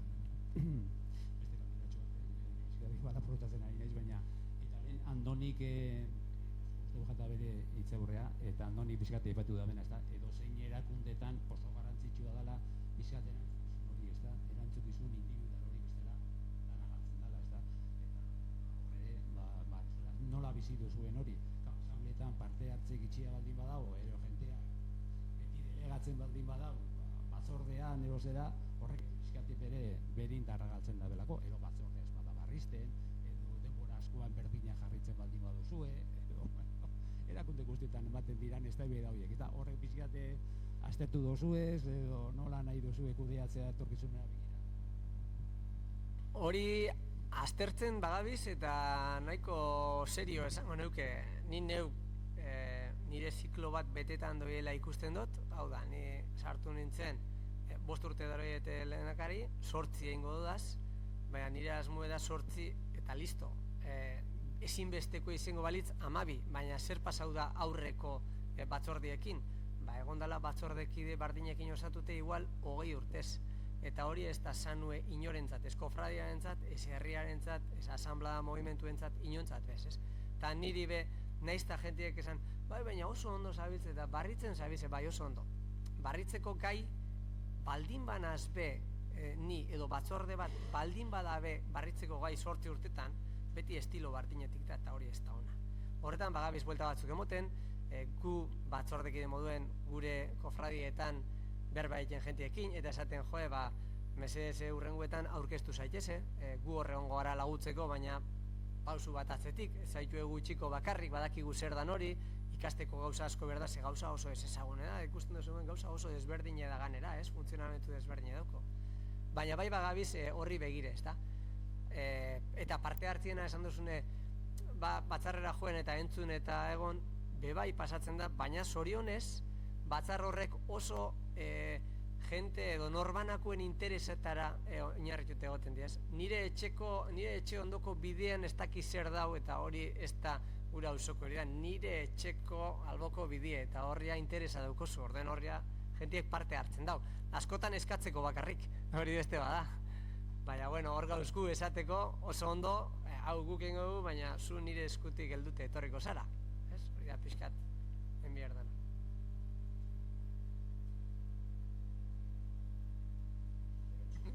Barkau, Mikel eta Patxime. Bai, egunon.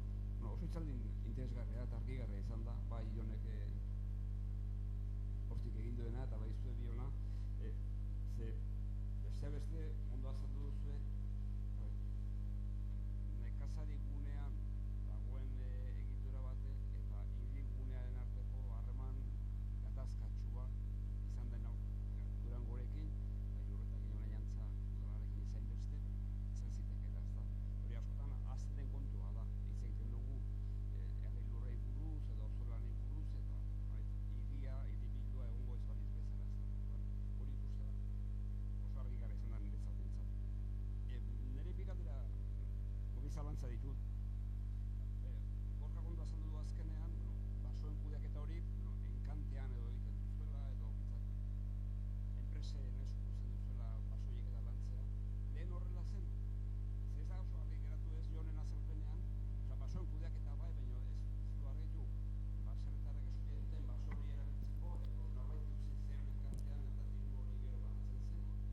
Ez hori, bai. Bigarrena da, etxeak, baserriak eta hor. Nik baserri bat ematat jorretan, oiunik. Eta nik bizi baldin banaiz, eta partadi ez jartzen etxean ez baldin bada inor bizi astuzu. Ontxe, bilek azalduko bat, sartuko gara horretatik, ezta? Nik goiurian baserri bat badaukat, baina han bizi ez banaiz, nik beti esan izen dut, eta azkenengo bosketan beholan jokatu dugu, nire ekarri dazu nana, eta zu hor erroldatute basaoz, nienaz nor esateko, nun egiten duzun lo, edo gaba pasatzen duzun hor, edo eguna pasatzen duzun. Legearen aurrean hor bizi zara. Ezta? Zuk han boskatuko duzu hauteskunde orokorra duzunien, edo udal hauteskundeetan, kofradiarako bardin. Baten bat badakizu, aurrean erroldatute dauena, eta igual pixkat lartxu sartzen dena asanblaetan, bere eritzen motera, igual esango dutzazu. Zupe badakizu ez dela hemen bizi, eskubide daukozu, zure papelak ez dinolako. Baina, bueno, ezta, danok dakigu nor garen eta zer garen. Orduen hor mai gainera botatzen da hori alde batetik. Beste alde batetik, basoen kudeaketan inguruen, basoen kudeaketa hori batzorde horretatik antolatzen da. Beti izan da holan, normalien basora lana egiten joan behar zanien, ez igual baso bat botatzeko, baina bai bide bat garbitzeko, edo zein ezi pintzeko, batzordeko kidiek joeten ziren lanera basora. Hori izan da beste aldaketa bat, beste eguneratze bat gaur egun, zein baserritarrek egiten dau bere basoan lan edo kudeaketa hori aurrera eruen, euneko biak, euneko batak. Normalean egiten duzu, enpresa bat hartu horretan da biena, makinaria egokia daukona, gaur egunekue, eta egiten dau. Batzordiek hori egiten dago, ez? Aukeratzen da, ze lan egin behar dan basoetan, eta aurrera erueten da, enpresak kontratatuta. Nundik aukeratzen da zer lan egin behar dan? Lehen aipatu dudan, basokudeak eta aukerak eta horretatik, ez da? Hor boskatu zen, eta herri gozuek eza eban, basokudeak eta honekin bat egiten dugu, orduen, hemen ipintzen da hemen pausuek, eta hor gure web horrian sartzen basarie, eta interesa badeko zue, kofradiak.eus da elbidie, handauko zue basokudeak eta 12-14 diapositibatan pausuz pauso eta kronologikoki aipatute zer egingo dan lur eremu bakoitzien. Orden, oso garbi dau eta ez dago egile esan eskape handirik. Handik oso kanpora joan eskero, segurenik norbaitek urteko kontu emotietan esku altzauko dau eta koloriak atarako dauzkuz, ezta? Eta beste alde batetik esan duzuna, herrigune eta auzoetako hori zelan erueten dan, nik lehen azaldu dut, baina igual horrego kitzago da Markel hori esateko, ez da, ni landa ere muen bizinaz, eta bera irigunien. Eta zelan kudeatzen da hori, edo zelan sentitzen duzu ez zuekango asanbladetan, ez da? Bera egoten da asanbladan partaide, ez da egit. Bueno, nik nabarmenduko neuke, igual, zelan batez be, auzoetako garapenari monjakon garrantzia, herrigunetik bai ikusten izen dala, hori auzoetako egitura bat bezala, ezta. Eta nik uste hor badagoela ondino lan bat, herriguneko biztaleak bai gehiago konturatzeko, kofarradia bat osatzen dugula eta gure behar izanape kontuan hartu aldiela, ezta. Eta nik dana ala esango neuke, azken urtetan egin dan bizualizazio lanagatik harreman hori apur bat badoiela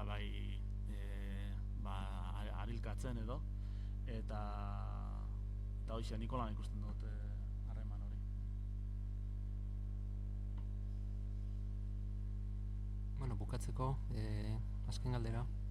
Orduz kanpo gabiltza, baina honik oso interesgarria eta oso gustora entzun dut, nik zutearoen realitatea eta elkarlaguntza elkarteen, tradizioz datozen elkarlaguntza elkarteen egoera eta pixka bat ezagutzen dut, eta hor lege aldetik eta oztopuek eta pixka bat hor egokitze horretan, tradizio horretatik datorren eredu hori egokitzeko zailtasun asko daude. Kofradiak eta horrelako zailtasunak badituzue egokitzeko, ez da?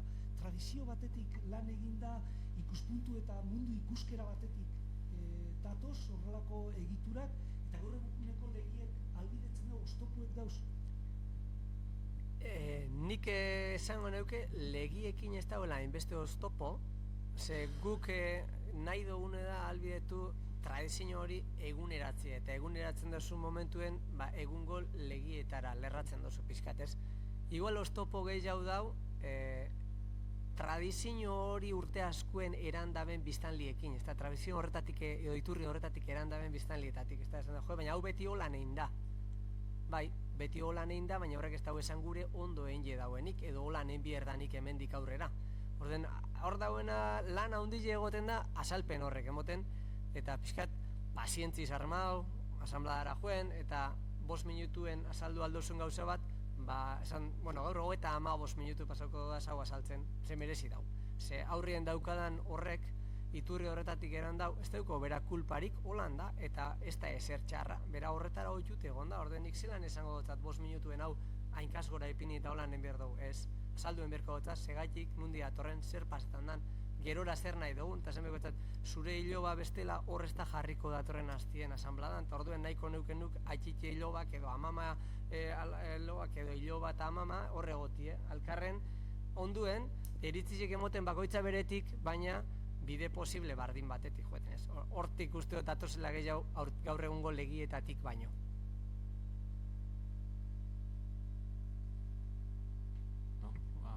Oso ondo eta eskerrik asko Gorka eta Markel. Hurrengo txandari egingo diogu. Vale. Hau, Markel?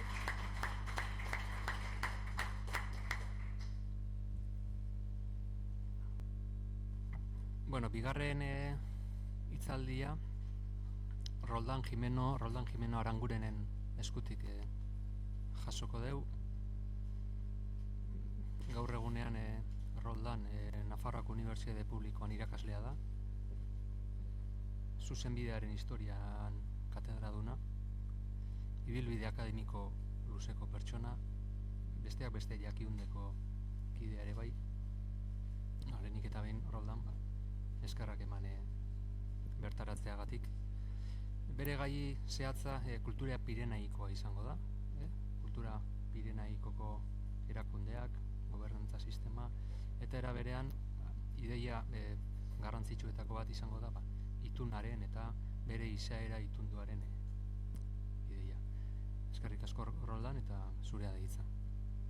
Mila esker, plazer handia hemen egotea, Nafarroatik etorri naiz, eta bueno, Patxi Juaristik eta Kepa Bilbao konbidatu ninduten, eta nola ez, gustora hartu nuen Oreki Fundaziotik konbidapen hori, baina baita ere plazerra niretzat ezin ukatu Sabino Arana Fundazioan egotea, nire aita zenari saria eman zion fundazioak 1989an, eta horregatik bakarrik ezin diot ez etxesan, oso gustura. Gutxi gara bera urte horren inguru Durangoko azokak ere Artizaiola saria eman zion nire aitari Jon Irazabalekin egon nintzen, iaia etxean bezala sentitzen naiz leheneko saio hauetan gustura benetan. Bueno, nik pixkat ikuspegi historiko-juridikoa eman behar dut, eta egia esan da, erronko oso handia da, eta gobernantza ikuspegi zabal batetik ikusi dugu adibide txiki bat, Jurretakoa, eta orain ikuspegi orokorra eta gaina historikoa Eta, karo, hainbeste erakunde ezberdinak dira, gobernantza sistemak motak hain ezberdinak dira, ezta? Eta, bueno, iruditzen zitzaidan itunaren erakundea hartuta, gutxi gora bera guztiek ezagutzen dugun, ezta? Euskal Herrian, herrialde guztietan daukagun, itunaren izaera hori horren erroturik daukaguna, ezta? Baina iruditzen zitzaidan gobernantzaren izaeran ezinbestekoa dela, ez? Oraintxe bertan agertu zaigu, ez? Zein garrantzitsua izan den Jurretako kofradiaren eta kofradien ez pluralean historian negoziaketa historikoki eta gaur egun arte, ez da, eta bar, ez, eta horatzean tokian tokiko itunak ere egon badira, ez, eta zer esanik ez, azken batean, hau ikuspegi historiko batetik ikusi dezakegu, baina egungo erakundeetara jotzen badugu, ituna hor dugu, ez dugu bakarrik pentsatu behar kontzertu ekonomikoan, ez da, guztiak hartzen du, ez da. Beno, egin behar dudan aurkezpena, itzaldia egia esan da aurkezpenik gabe egiten alduen, baina batez ere aurkezpen bisual bat da pixkate, ez da inbeste eduki aurkezpen bat, ez? Beno, Euskal Herrian paktismoa, ez da, zer da, akordio edo hitzarmen politikoen praktika historian zehar egiturazko elementu bat eta gure realitate politikoan eta gobernantza historikoan ezan bezala ezinbestekoa. Humboldt Euskal Herrira etorri zenean harrituta gelditu zen Euskal Herriko paktismoa indarrean zegoelako. Nun eta ze momentuan Europan absolutismoak guztia hartzen zuenean, ez? Absolutismoa nagusi zen Europan eta paktismoa Euskal Herrian bakarrik eta Inglaterran irauten zuten eta hori harritzen zion izugarri. Harritzen zion eta gainera ikusten zuen paktismo horrek gobernantzarekin estutasun handia zeukala, ez da? Hori Humboldt 19. mendean, baina jakin badakigu paktismo hau geografikoki askoz edatuagoa zegoela Europa osoan zehar, ez da bakarrik gure eremuko kontu bat, baina modu berezian guri dagokigunez Euskal Herrian emango den paktismoa berdin zait Bizkaian, Gipuzkoan, Araban, Nafarroan zein iparralden, baina gutxi gorabehera antzeko paktismo bat ematen zen Pirinioen bi isurialdietan. Bizkaitik Kataluniaraino, eta bi isurialdietan. Eta hori ikuspegi konparatu batetik oso polita da ikusten baitugu ezaugarri komunak dituen funts juridiko bakar bat zegoela eta hori ere gobernantzara edo gobernantzaren erakundeetara bideratzen diogunean edo hor ikusten dugu antzeko erakundeak ere ditugula, ez? Eta hain zuzen ere horri ematen dion lotura hein handi batean Euskal Herrian argi eta garbi ikusten den bezala paktismoa dela, ez? Paktismoak oso modu simplean esan da sistema bipolar bat dauka oinarri alde batetik erregea edo jauna, hemen Bizkaian noski, ez? Erentziazkoa izan daitekena edo hautapenezkoa, ez erregea edo jauna bestelako figura bat, eta boterea daukana, baina bestetik kolektibitatea daukagu. Nik uste ja, orain esan denarekin argi daukagula zer den kolektibitatea. Berdin zait erresuma bat, jaurerri bat, auzo bat, orain ikusi dugun bezala, eta kolektibitate hori batzar batean ordezkatuta dago. Orain ikusi ditugun batzar horiek, Jurretan, edota Bizkaiko batzar nagusiak, edota Nafarroako gorteak, eta batzar horiek botere propio batzuk, botere berezko batzuk ditu, eta botere horiek batzutan erregeari, jaunari, edota alkateari edo berdin zaigu nori lagatzen dizkio, baina baldintza batzuen baldintza batzuetan, ezta? Eta horregatik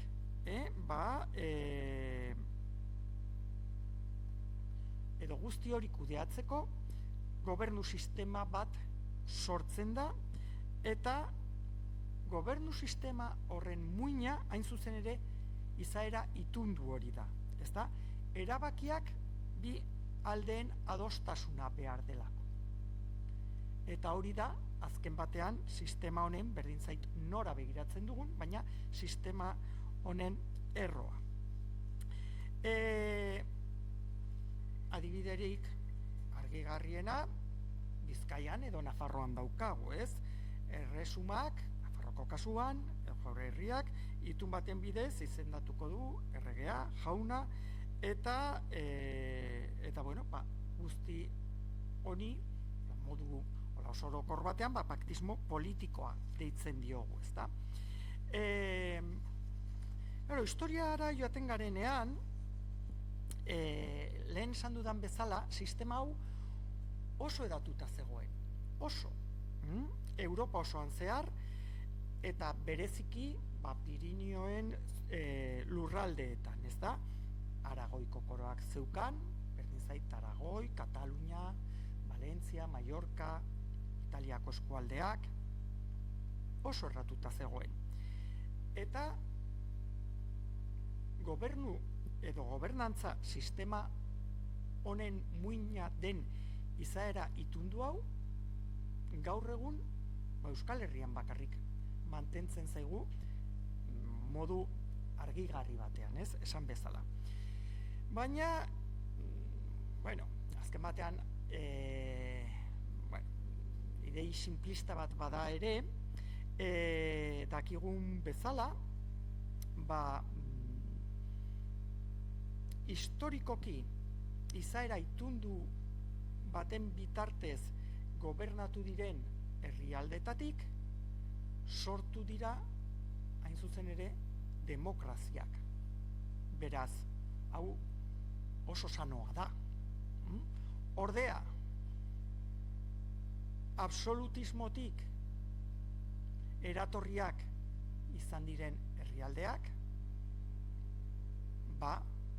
demokraziak normalean modu berantiarra batean sortu dira edo ez horren modu natural batean, ez?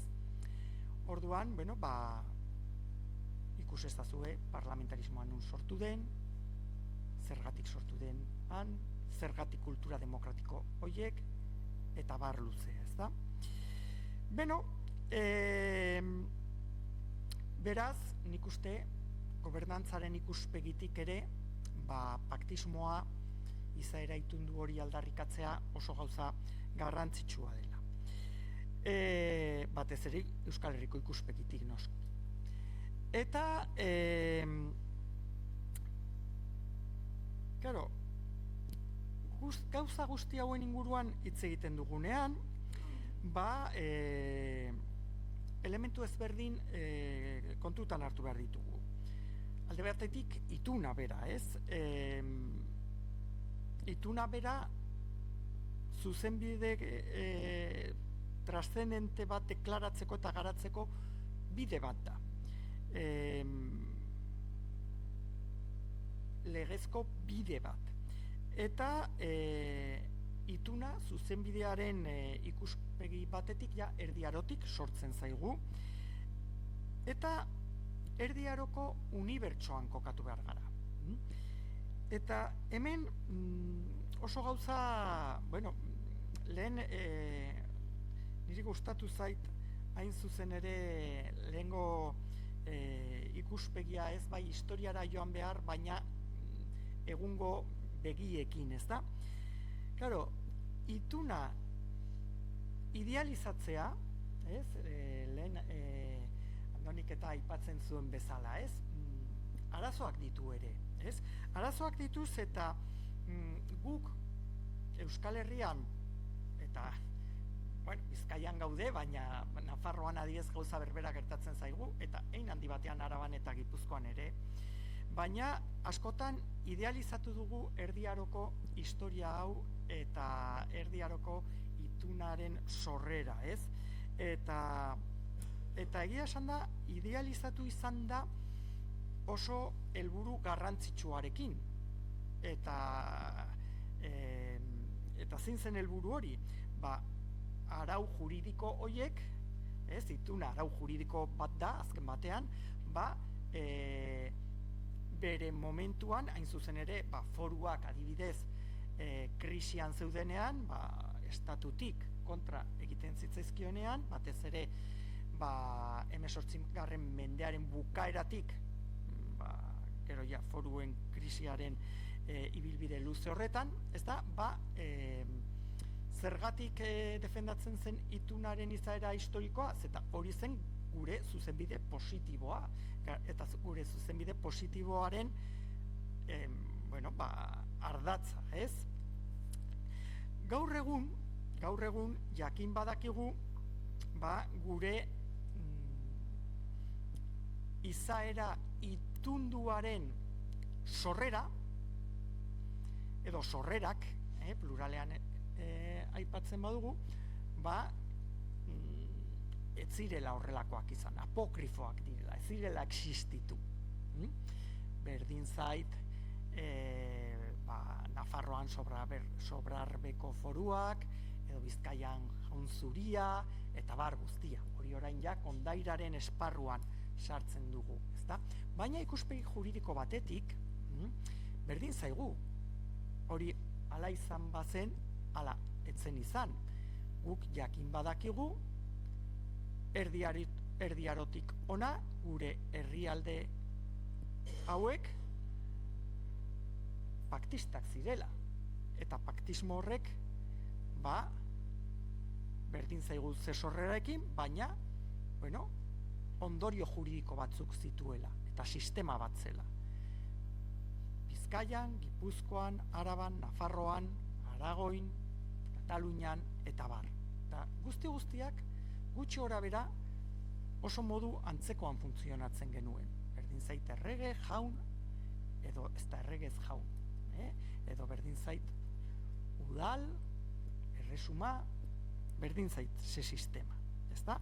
Azken batean, sistema hori berdina baitzen. Eta gaur egun ere ikusi dugun bezala, konponbide askoren azpian zegoen soluzioa zen, ez? Azken batean, kultura paktistak, konponbideak ekartzeko sistema on bat izan zen, tresna izugarri ona, eta gure lurralde guztien politikan garrantzi izugarria izan zuen, eta hainbat proiektu sistema honen bitartez ezingo lirateke existitu inundik inora. Ezta, zer izango litzateken Bizkaiko historiaz eta Bilboko realitateaz kontzertu ekonomikorik gabe, ez? Beno, adibidea horren argia da. Beno,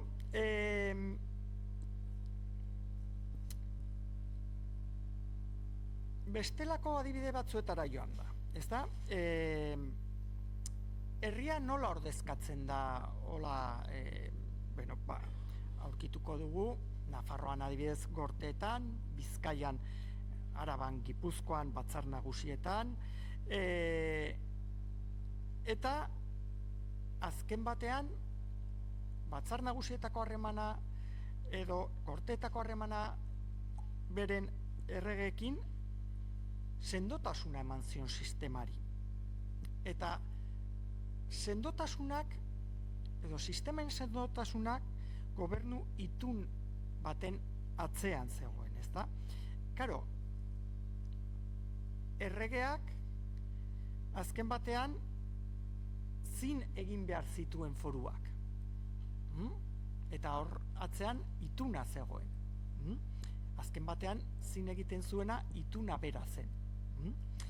Eta noski, Bagortek edo Batzar Nagusiek gauza berbera, ez? Guzti honekin, akordioetarako aukerak irekitzen dira, akordioa beti oso konplexua da, aniztasunak izugarriak dira, baina hor harreman esparru bat sortzen da, eta azkenean parte hartzaile askok ditugu. Ez da bi pertsonen arteko akordioa izan daitekela ere, baina azken batean komunitate osoa hor ordezkatuta dago. Berdin zait Batzar Nagusiak, berdin zait Jurretako herri guztia bere auzo guztiekin eta bar, ezta? Beno, eta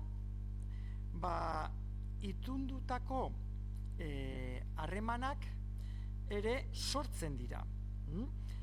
Akordio horiek azkenean urtez urte, hilabetez hilabete, edota mendez mende berdin zait, ez? Azken batean hor kultura bat sortzen da, kultura paktista bat, eta erakunde guzti horietan kultura hori oso erroturik geratzen da, eta modu natural batean, ez?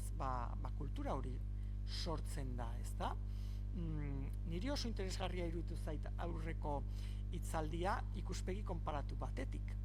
Zeta, ni adibidez, ni Nafarra naiz, baina erdialde hegoaldeko Nafarra. Nire mundua da Tiebas, Tafalla, Artasoa, zonalde hori. Eta adibidez, Artasoan, Korralizen elkarte bat daukagu, iaia Jurretakoaren antzekoa, oso antzekoa, ez? Gobernantzari dagokionez, bai historikoki eta gaur egun ere, ezta? Eta bueno, zalantzarik gabe, ez? Ikuspegi horretan bata zein bestea negoziak eta hoiek aurrera eramateko, bueno, azken batean guzti hau aurrera edo erakunde hauek urteak joan, urteak etorri, aldaketa guztiak izan ala ez, baina azken batean hor herrien arteko negoziaketak hor daude. Bestela erakunde hauek barne itun kasu honetan konsuetudinario batzuk edo ituran oinarritutako itun horiek existituko ez balira, elirateke gaur egun ere existituko, ezta? Beno, guzti hori hau esan da, paktismoa ere gure gobernantza historikoaren esan bezala erroa izan da, ezta? Eta idei bat bakarrik botako dut hemen. Guk askotan instituzioak eta kasu honetan joaten naiz berdin zait Aldundira, Batzar Nagusietara, orain Eusko Jaurlaritza, berdin zait, joaten naizeak erakundeola potoloetara, ez? Askotan ikusten ditugu, ikusten aldira, herritik aldenduak, ezta? Argi dago. Baina, historikoki, erakunde hauek, haien gobernantza bultzatzen zutenean,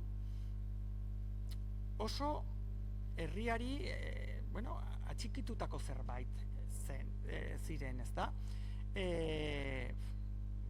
Pentsa ezazue, Bizkaiko edozein herrin Jurretan adibidez, besteak beste ez, Bizkaia osoak zeukan sistema batzar nagusietan ordezkatuak egoteko, noski ez da sistema demokratiko bat, oso gauza konplexua da, dakizuen ez bezala, baina, eta noski ez da generoa hor sartzen, ez ditut egungo parametroak garai horretara eraman nahi, ez da gutxiago ere. Baina, bai, nolabait esateko modu batez ala bestez herrialde osoa ordezkatuta zegoen modu batez ala bestez, ez? Eta batez ere interesatzen zaidana da ohartzea azken batean herria berak ordezkatuta sentitzen zela eta hor itun ezberdin edo jerarkia ezberdineko itunak ere hor zeudela, ezta? Herrialde, auzo, hiribildu batean sortutako itun bat, ordezkari horrek bere batzar nagusietara, bere gorteetara eta eramaten zuen. Ezin zuen erabaki aldatu, hor itun bat zegoelako. Baina gero, batzar nagusi horretan, erabaki bat hartzen zen, ere itundua zena, nolait esateko, eta itun horren bitartez, gero, segun eta zegaraian, jaunarekin, edo estatuarekin, edo hori eramaten zen, ez? Oso erroturik zegoen gobernantza historikoaren egunerokotasunean izaera hori, ezta? Eta goazen ibilbide txikitxo bat egitera Euskal Herrian zehar, ezta? Noski, Bizkaitik hasiko naiz. Dakigun bezala, Bizkaiko jaunak foruak errespetatzeko eta bertako erakundeekin koordinatzeko bete beharra zuen eta hori gauzatzeko edo azken batean itunak lotzen zuen hori betetzera, ezta? Eta historian zehar Bizkaiko jaurerrian hainbat erakunde garatuko dira, nun foruak eta paktismoa oinarri diren, ez? Aipatu ditut batzar nagusiak, elizateak, noski, jakina, korregidoriak berak, ez? Berdin zait, elizate batera begiratzea, berdin zait batzar nagusietara begiratzea, hor dugu, ez? Lehen esaten nuena, berdin zait ituna jurretan hartutako erabaki bat izatea edo edozein bestelako elizate batean eta gauza berbera batzar nagusiekin, ez? Azken batean jaurerriko ordezkaritza organo nagusiek ere, ituna izango dute ardatz. Eta itun horretan, gai politiko, ekonomiko, sozialak, lotutak egongo dira. Eta adostasun hori lortuta, erregeari helaraziko diote. Paktismoa jaurerriko foru egitura osoaren azpian badago ere, ezin dugu ahaztu lehen aipatzen nizuena. Gauza bata gure errealitatea hori dela zalantzarik gabe garrantzitsuena, eta beste gauza bata paktismo honen jatorri mitikoa, ezta? Lehen jaunaren hautaketaren bidez.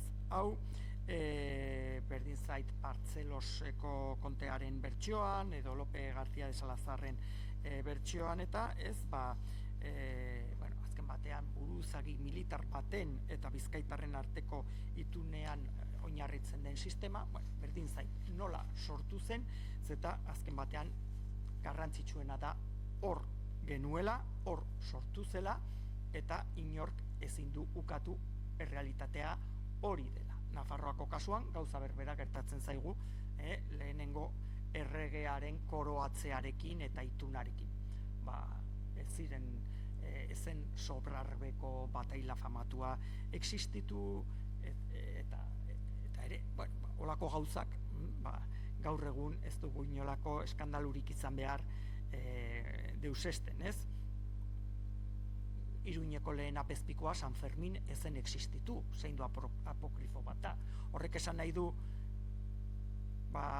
Iruñan etzela lehenengo apezpiku bat egon, noski egongo zela. Hor dago Elizaren historia, ez? Baina, bueno, ezen San Fermin, euskalo, nori izango zen, ezta? Beno, hoxe. Edo nola ere, euskalo nolakoa izango zen historia zahar hori, baina erdi arora edo erdi arotik salto eginez, eta ja, gure zuzenbidearen lehenengo iturriak ditugunean, argi eta garbi, eta, batez ere Bizkaiko Foru Zaharrean, ez, ja, 15. mendean, argi eta garbi agertzen zaigu izaera itundu hori, gaur esango genuke, blindatuta, ez da? Hor oso ongi esartzen zaizkigu lehenengo Foru Zaharraren lehenengo eta 3. kapituluen artean, eta Foru Berrian, ja 16. mendeko Foru Berrian, baita ere lehenengo legeetan, nola zin egin behar duen Bizkaiko jaunak, nola zin egin behar dien haien ofizialei, maileak, merinoak, eta behar, eta zer suposatzen duen juridikoki zin egiten horrek. Ez? Alegia, azken batean, lehenengo kapituluetan, Nafarroan gertatuko den bezala Foru Orokorrarekin, agertuko zaigu, hain zuzen ere, izaera itunduaren garrantzia, kasu honetan Bizkaiko gobernuarentzat eta gobernantzarentzat, ez da? Eta, karo, Euskal Herriko lurralde guztiek azkenean momentu batean edo beste batean gaztelako orbitan sartuko dira, ezta? Batzutan gerrengatik, beste batzutan beste arrazoiengatik, baina, karo, gure foruak mantenduko dira, gure gobernantza sistema mantenduko da, eta, karo, gobernantza sistema horren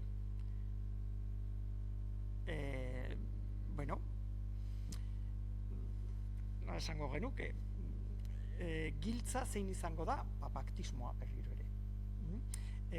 Edo gaur egun esango genuke autogobernuaren giltza hori zein izango da, paktismoa, ez da? Eta hori,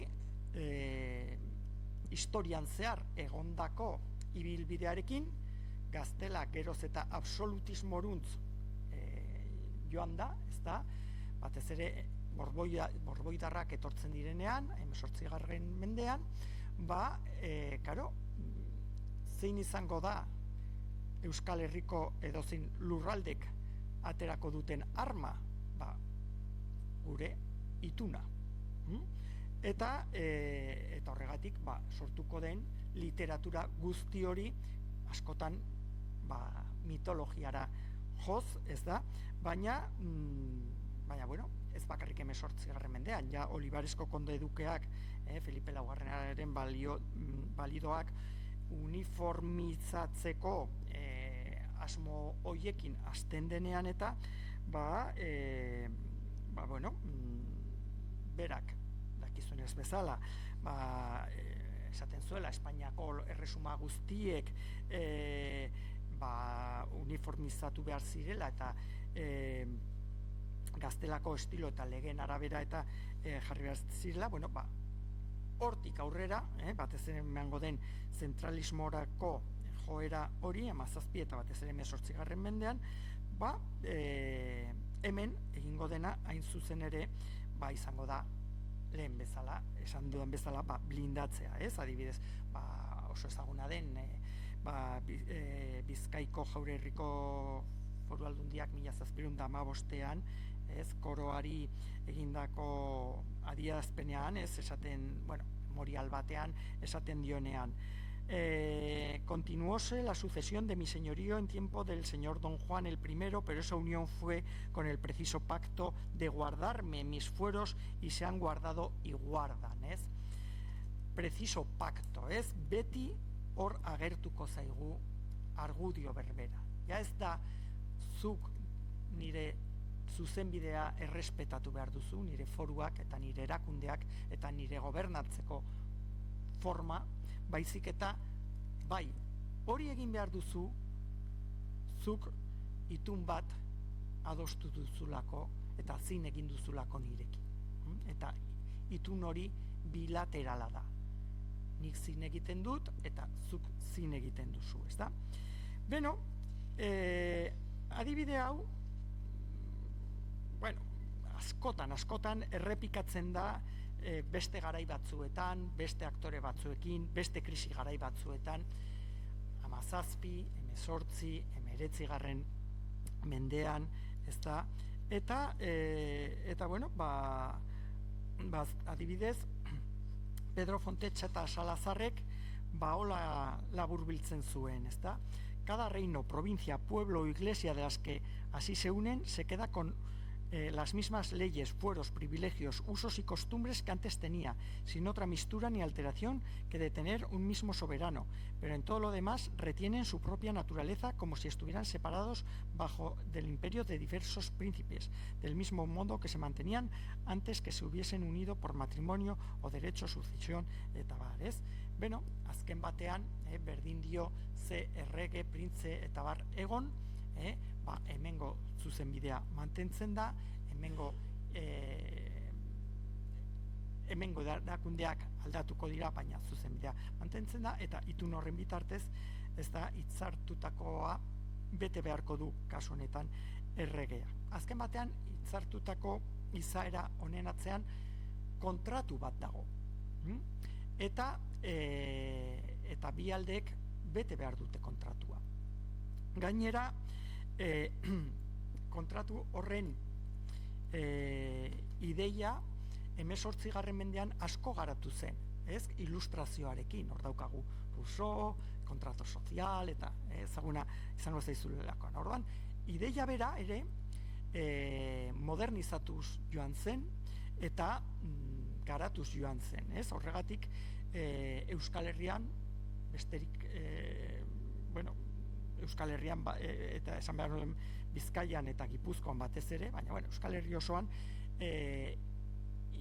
foruak oso onuragarriak izan ziren ilustraziorako, ez? Oso modernoak zirelako. Eta modernitate horren ardatza ere hein handi batean itunean zegoen, ezta?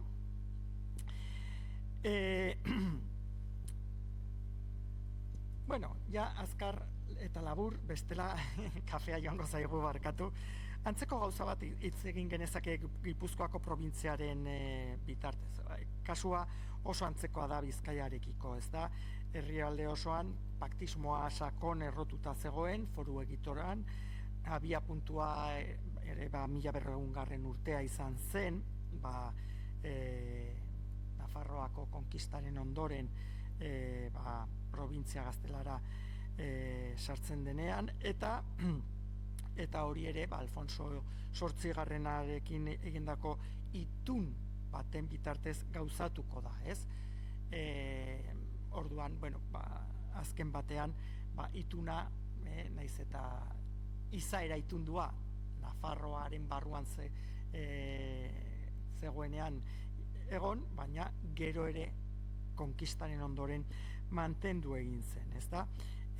Hor ere, ze punturaino historia den, ze punturaino kondaira hor sartuta dagoen, berdin zaigu, egia esan da, zeta ondorio juridikoak hor daude, ezta? Ea erregeari borondatez eman zitzaion lurraldea, itunaren truke, edo ez, azken batean, garai horretarako ditugun iturri historiko guztiak gaztelarrak dira. Badakigu zer kontatu behar diguten, ez da? Baina esan bezala, hor ituna daukagu, eta adibidez, ja 16. mendean, Garibai berak goraipatzen du Gipuzkoako izaera itundua eta Gipuzkoako gobernua izaera itundu horren bitartez, eta bar, ezta? Eta, bueno, azken batean sistema, esan bezala, aurretik aipatu dudana. Eta Araban antzeko gauza bat daukagu, ezta? Prozesua iaia berdina, kasu honetan, bueno, erakundeak Gipuzkoarekin gertatzen den bezala ezberdinak izango dira askotan, ez? Eta hor daukagu 1392ko borondatezko entrega edo Arriagako ituna, hola deitutakoa, ez da? Hor daukagu berriro ere ituna, noski 1200 urteko konkistaren ondorengoko ituna, eta abar guztia, ez? Beraz, Araban izaera itundua ere beraien ADN-ean sartuta erabat, ez? Lehen jarri dudan arazoa barkatu adibidea, Bizkaian antzeko bat Arabarako, ez? 1656ko batzar nagusien akordio bat, ez? Antzeko gauza bat esaten altzen, hemen Bizkaian, esan dizuetan bezala, adibideak ugariak dira, ez? Siendo libre de reconocer superior en lo temporal, se entregó a la corona real de Castilla por su mera y espontánea voluntad, siendo incluso por la propia corona. La Real Cédula de Felipe IV del 2 de abril del 1644, en la que viene a reconocer el carácter pactado en sintonía con lo que pensaba y proclamaba tal. Que siendo dicha provincia libre, no reconociente superior en lo temporal y gobernándose por los propios fueros y leyes, se entregó de su voluntad al rey don Alfonso XI con ciertas condiciones y prerrogativas. Bueno, berdin zait fokoan jarri, Bizkaian, Araban, Gipuzkoan, edo orain ikusiko dugun bezala Nafarroan, baina gauza berbera aurkitzen dugu. Nafarroan erresuma ginen eta erregea izendatzeko erregek zin egin behar zituzten foruak, bestela ezin ziren errege izan. Hau idatziz jarri zen Nafarroako foru orokorrean, eta zergatik 1934an Antxo Azkarra erregea hiltzen da, ez dauka oinordeko zuzenik, eta orduan bere iloba bat ekartzen dute errege izateko. Iloba Txanpainatik zetorren, Frantziako iparraldetik, Txanpainako kontea zen, etzekien hizkuntzak, Nafarroko hizkuntzak, berdin zaite euskara edo Nafarra erromantzea, eta orduan zer egiten dute Nafarroako aurre gorteek, esaten dut aurre gorteek, eta hemen hain zuzen ere dago gorten sorreraren erakundea, ez? Esaten zaizkiena 12 ricos hombres. Bueno, hoiek idatziz jarriko dituzte Nafarroko foruak, eta zin egin beharko du erregeak foru hoiek. Eta ordundik gaur egun arte. Eta ja bukatzeko.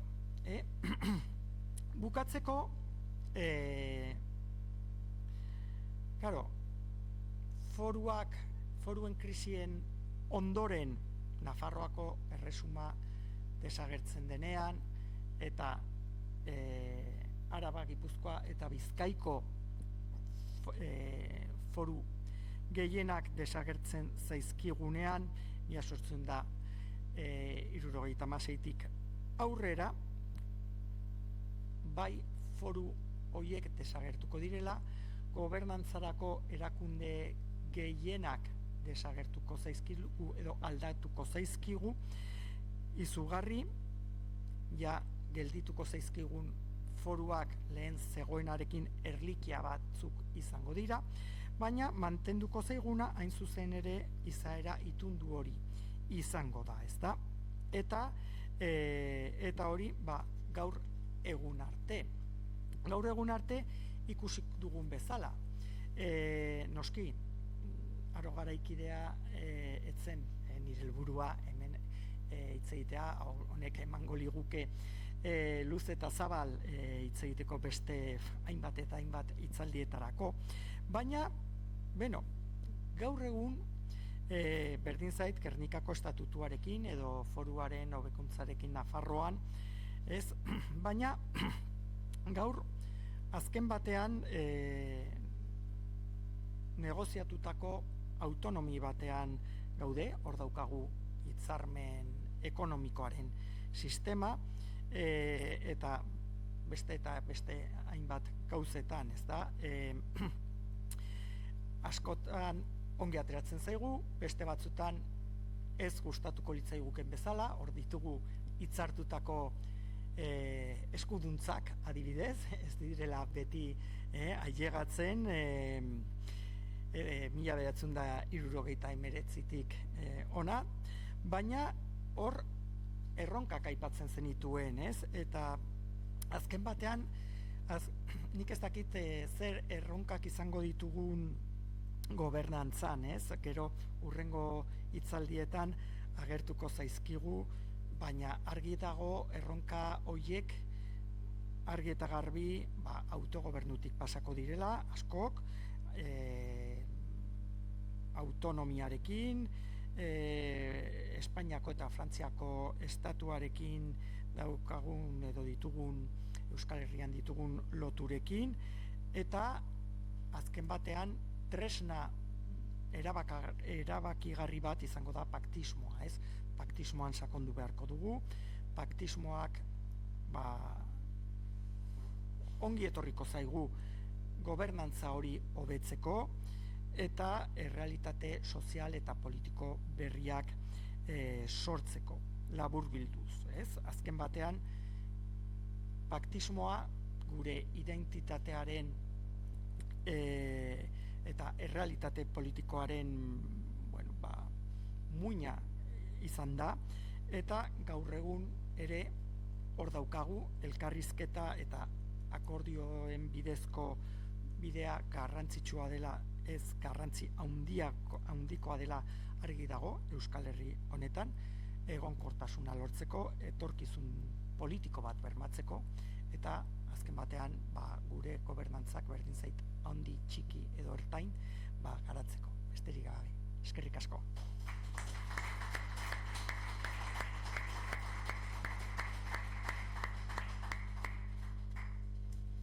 Eskerrik asko zuri, Roldan.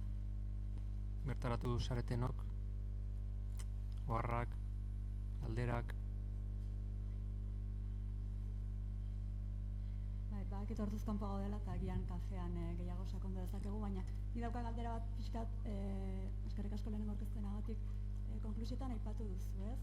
Baina jakineko nuke zure ustetan eta pixkat gobernantza eta paktismoa, ez, aro garaikidera ekarrita, zure ustez zeintzuk dira, zein da egungo kultura paktista horren egoera eta osasun maila eta zein dira erronkak, batez ere Euskal Herriaren biziraupenerako estrategikoak diren edo Euskal Herriaren biziraupenerako estrategikoak diren eremu horietan, ez, beharrezko itun batzuk lortu nahi baldin baditugu. Badaki luzerak eman dezakela eta hor uzten dut eta agian kafean sakondu dezakegu. Oso galdera potoloa, horren erantzun laburra emateko, ez? Nik egia esan da honetan batzutan optimista naiz eta beste batzutan ez. Eta, claro, beti ere koiuntura politikoa hor dago, ez? Claro, ikusten baduzu ikuspegi historiko batetik eta fokoa jartzen baduzu frankismoan, esaten duzu, zeinen ongi, ez da? Konstituzioak ematen dizu oinarri bat, horren ondoren garatu ditugu Gernikako estatutua edo Nafarroan foru hobekuntza, baina motz gelditu zaizkigu, argi dago, lehen eskuntzak aipatzen dituen, baina behitu, ez, eta zenbat kostatzen duen zelako negoziaketak, beti ere aurrekontuei lotutak, eta eskuduntza miserable bat lortzeko, ez da? eta gainera guztiak ja ertxikilotuak estatutuan jaso ziren eskuduntza hoietara, ez? Estatutu bat bestalde gaurkotuta ez dagoena, dakigun bezala ez digutelako utzi gaurkotzen, ez da? Eta orduan, baina sartzen gara 21. mendean, estatutu zaharkitu batekin, eskuduntza guztiak jasotak ez ditugunak, eta esazu, bueno, sistema hau benetan ongi funtzionatzen du, eta ja ez dut esaten borondate politikoa, badakigula zer nolakoak, ez? Orduan, segun eta ze kontuetara edo nun jartzen dugun argia, noski,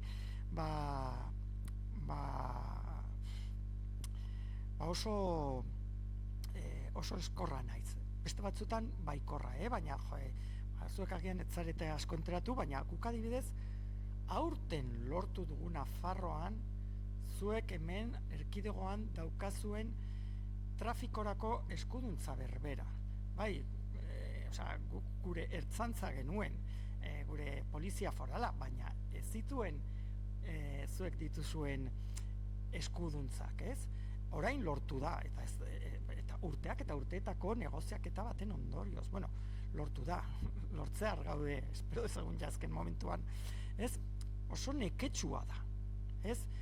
Oso izugarri, ez? Orduan, zer gertatuko den? Lehen aipatu da ere Estatu Batuetako adibidea, ez? Claro, gurea ez da horren txuri eta beltz, baina, claro, zer gerta daiteke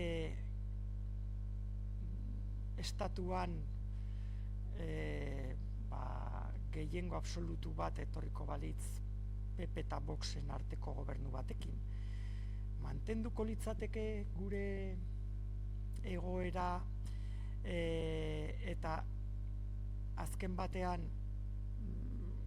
erreparatuko liokete izaera itunduaren esango nuke izaera sakralizatu honi, guk eman nahi diogun honi. Hasita noski kontzertu ekonomikotik, ez? Eta hortik eratortzen den guztiari. Auskalo. Orduan, hor daukagu, ez? Erronka.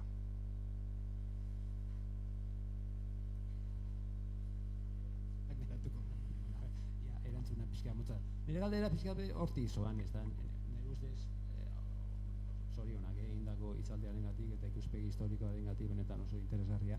Baina zuk aipatu dituzun, itunaren kultura, Euskal Herriak izan duen patismoa, baina zuk berak izan duzu zelako gora berak izan ditugun, eta askotan ez du izan bermerik eta ez gara gai izan, hori errespetatu garazteko, ez da? Hala ere, nik beti pentsatu izan dut, hemen daukagun kontzertuaren filosofia, eta lehendakariak eta paralez lehendakariak pentsatzen ari diren kontzertu politiko hori, benetan indartsua dela herri txikien ikuspegitik, ez da? Euren nortasuna defendatzeko, eta Europara begira ere, Europaren erakundetze horren begira, hain beharrezkoa dana, eta gurean Europear aniztasuna kontutan izan da, ere oso baliagarria izan zitekela, ez da? Bakoitzak subsidiaritatea, ez da? Bakoitzak bere dituen eskuduntzak kudeatu eta dirua izan, eta Bruselasera begira, indartsuak izan da, Bruselasek behar dituan, bai boterea, bai dirua, finantza eta ematea. Nire galdera da, teorikoki, paktismoak, kontzertuaren, itunaren, kulturak, ze baldintza behar ditu benetan betetzeko. Askotan ez dalako ematen.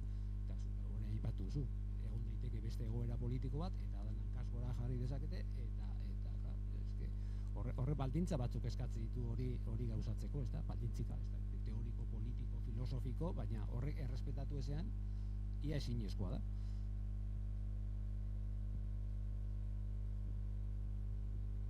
Espainiako estatuan arazo larri bat daukagu. Zein da? Beste edozein herrialdera jotzen baduzu, zuk badakizu, herrialde hori, orain esan behar duena oso modu simplistan esan behar dut, eta ez daukagu gainera denborarik, eta askoz konplexuagoa da. Baina egungo estatuak batez ere bi kultura politikoetatik etortzen zaizkigu. Batzuk etortzen dira absolutismotik, eta herrialde horiek oso zentralistak ditugu, kasu Frantzia, eta beste batzuk etorri dira hain zuzen ere izaera itunduetako herrialdeetatik, eta hortik sortu dira batez ere demokrazia parlamentarioak. Espainian zer gertatzen da? Bi kulturak zeudela. Paktista, Euskal Herrian eta Aragoiko koroan, eta bestea, Gaztelan, Erdiaroan, norbaitek esango dit, bazeukaten ere, baina, karo, gero ja, absolutismoaren errodilloa pasatzen gainetik eta etzen deus ere gelditu horrekin. Gero zer gertatu zen? Gaztelako eredua zabaldu zela, noski, oin dekretuen ondoren, Gaztelako korora. Eta haiek aldu zuten izaera paktista hori. Eta orduan bakarrik Euskal Herrian gelditu zitzaigun, Euskal Herrian. Orduan oso zaila zen hori defendatzea. Eta gaur egun, gezurra badirudi ere, baina gaur egun oraindik gurea ikusten da eszentrizidade bat bezala, baina etzen eszentrizidade bat, oso gauza amankomuna zen. Europa osoan eta mundu osoan. Oso gauza amankomuna zen. Eta egungo egoerara ekarrita, Katalunian azkenean antzeko sistema bat lortzen badute, nik uste guretzat berdin zait nola dituko dioten eta berdin zait juridikoki horri nola helduko dioten. Baina sistema azkenean antzekoa baldin bada, guretzat bikain, zeta alde batetik haiek guk bezala esango dute, bueno, gu ez gara herrialde historiko bat konstituzioak usten ez digulako, baina, lotura egingo dute haien paktismo historikoarekin, eta guri indartuko digute, baina guk adibide pila ditugu. Espainiako estatutik kanpo, gure eredua aldarrikatzeko jakina, ez gara txikiak izanik ere, gure eredua ez da inondik inora arraroa. Ikusten badugu ikuspegi zabal batekin. Eta nik uste alde horretatik, arma interesgarriak ditugula defendatzeko gure erakundea, jakina.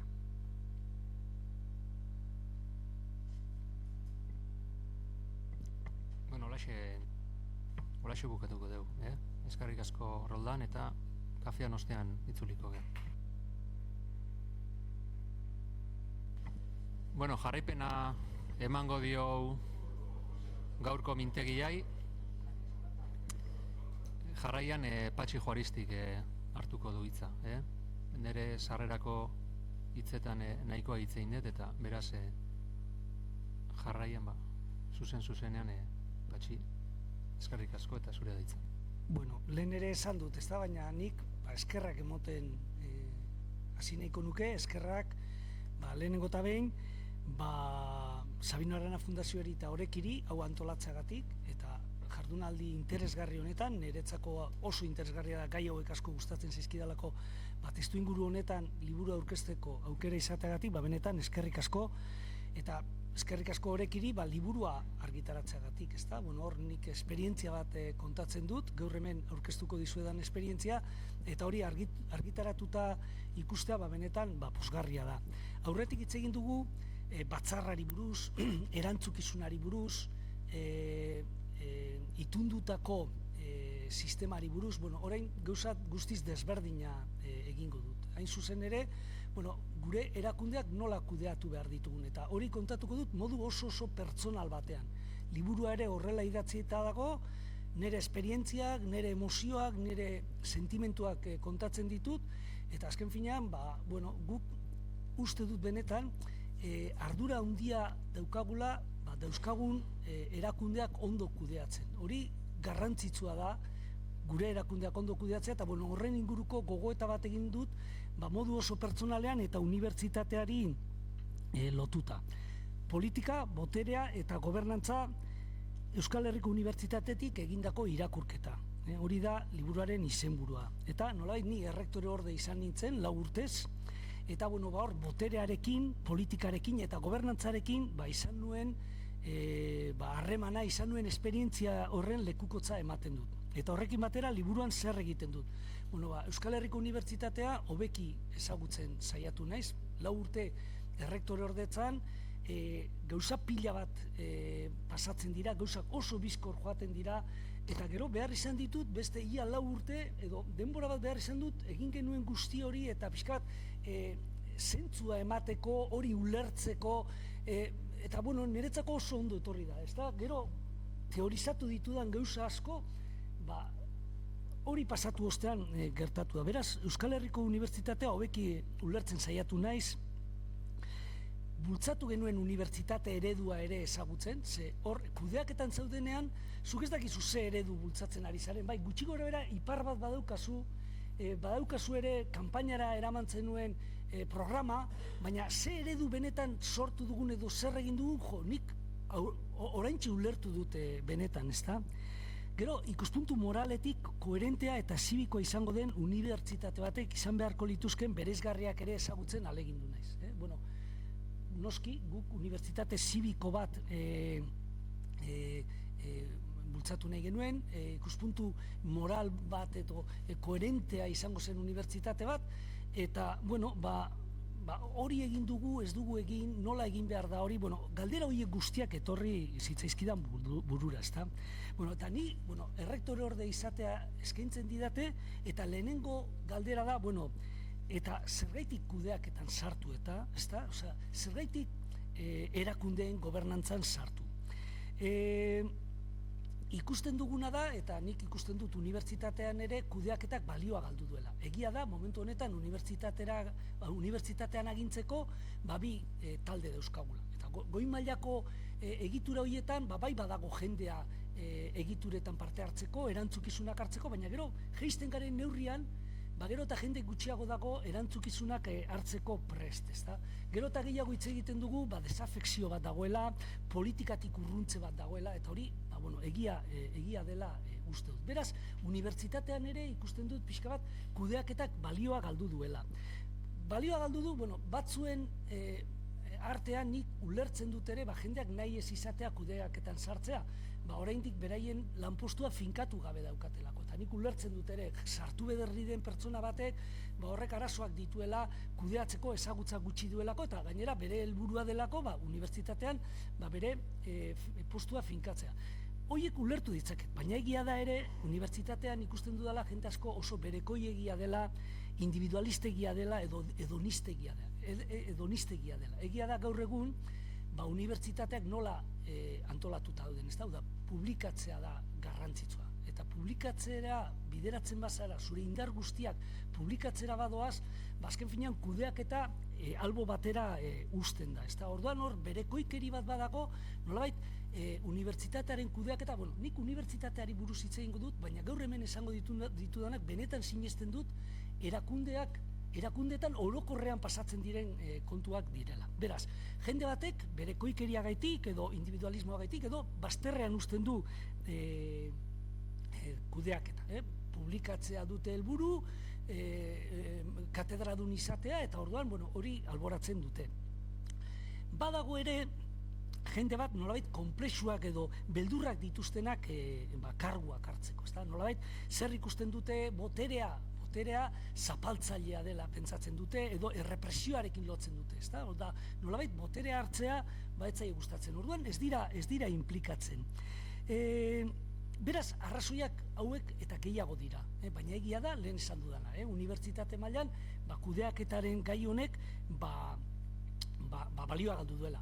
Esan dizuet, momentu honetan 2 hautagai ditugu, baina hori goi mailan agintzeko. Gero, jeisten bagara zailetan edo egunerokotasunean hartu behar diren erantzukizun horiek hartu behar direnean, jendeak ez ditu hartu nahi. Hain zuzen ere, nik nire soldata daukat, nire kurrikuluna egin nahi dut, nire artikuluak argitaratu nahi ditut, eta besterik ez du nahi. Liburu honetan zer egiten dut? Egiten dudana da, inplikatzearen aldeko apostu bat egiten dut. Inplikatzearen aldarrikapen bat egiten dut. Inplikatu behar gara arrazoi desberdinengatik. Gure komunitateen oinarrian dauden erakundeak babestu behar ditugu. Erakunde horien ibilbidean eragin behar dugu.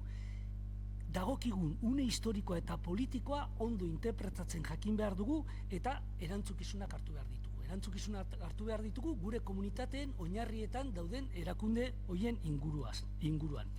Hori da, beraz, lehen ideia, ezta? Hitzek ez dute ezertarako balio ekintzekin lotuta ez badaude. Eta hori Hannah Arendtek esaten duena.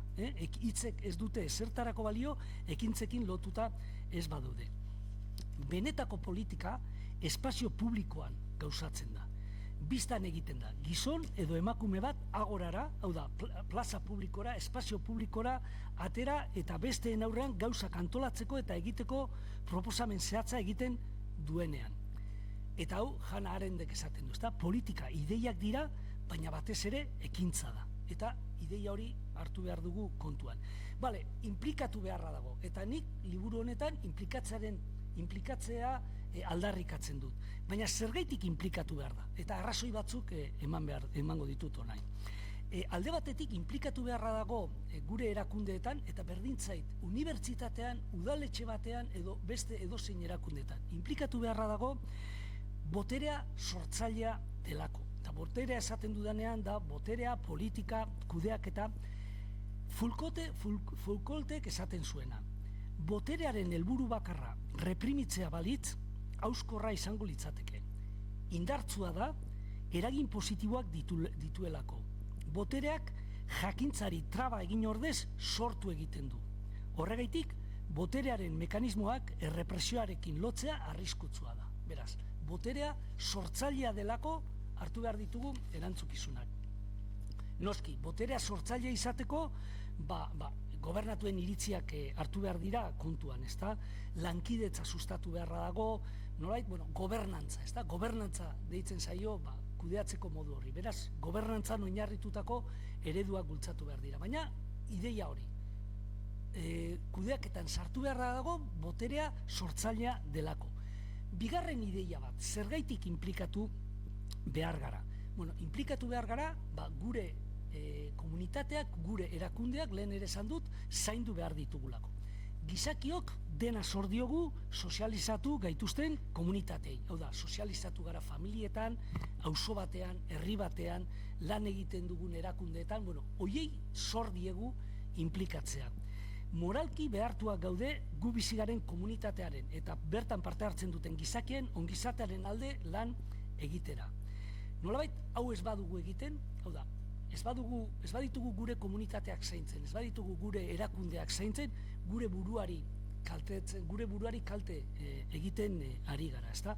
Gaur egun asko hitz egiten da, ezta? Modernitateak ekarri digun ideia, asko hitz egiten da askatasunari buruz, pertsonen askatasunari buruz, autonomiari buruz, horiek ezin dira gauzatu, ezin dira horiekin aurrera egin, gure komunitateak, gure erakundeak ez baditugu zaintzen.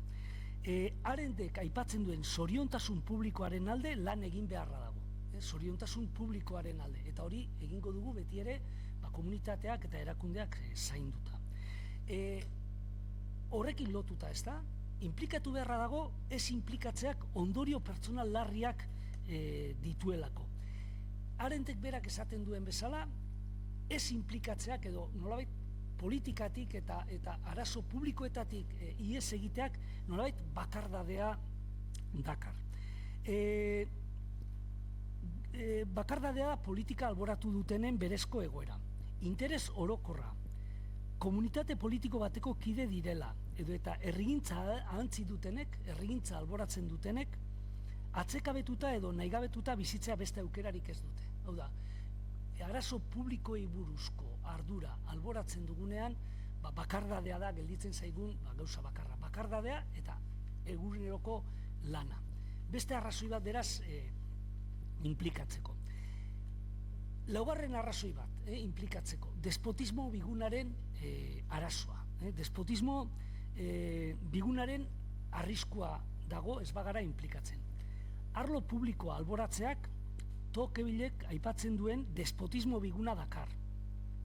Hau da, guk paso egiten badugu, agintariek hartu dituzten erabakien inguruan inolako iritzirik ez badugu ematen, erakundeen funtzionamenduari buruz kasurik ez badugu egiten, zer gertatzen da? Bakarrik gelditzen gara. Bakarrik gelditzen gara botere egituren aurrean.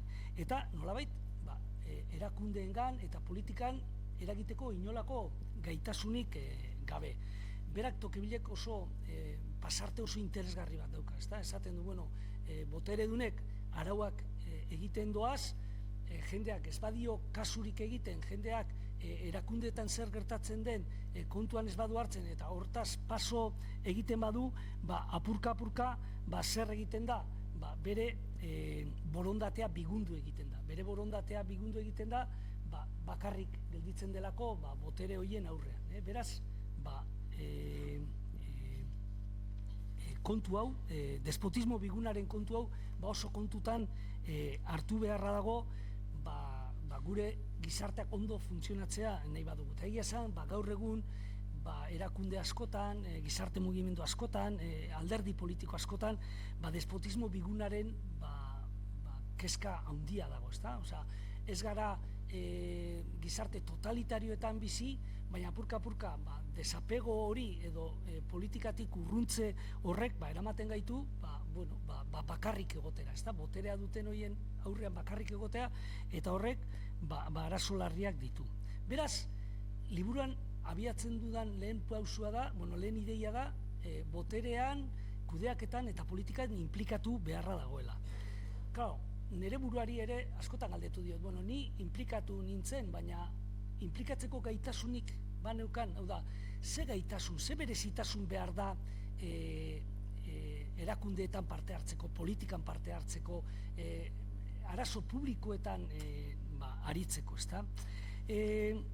Autore desberdinak aipatuko ditut, baina niretzako garrantzitsuak direnak, ez da, ulertzeko, ze berezitasun behar da kudeatzeko, politikan aritzeko. Ciceronek esaten zuen, botere publikoa duen magistratuak dignitatea izan behar duela. Hau da, zalantzagabeko portaera morala. Zalantzagabeko portaera morala. Horrek ematen duelako gizartean eragiteko beharrezkoak diren. Ahalmena, izen ona eta orea. Beraz, kudeaketan arintzeko portaera morala. Maquiavelok zer esaten zuen? Badakigu zer esaten zuen. Agintariak edo zer egin behar du boterea mantentzeko. Edo zer egin behar du. Baita, gezurrak esan edo portaera etikoak ez direnak ere egin behar dira, ez da?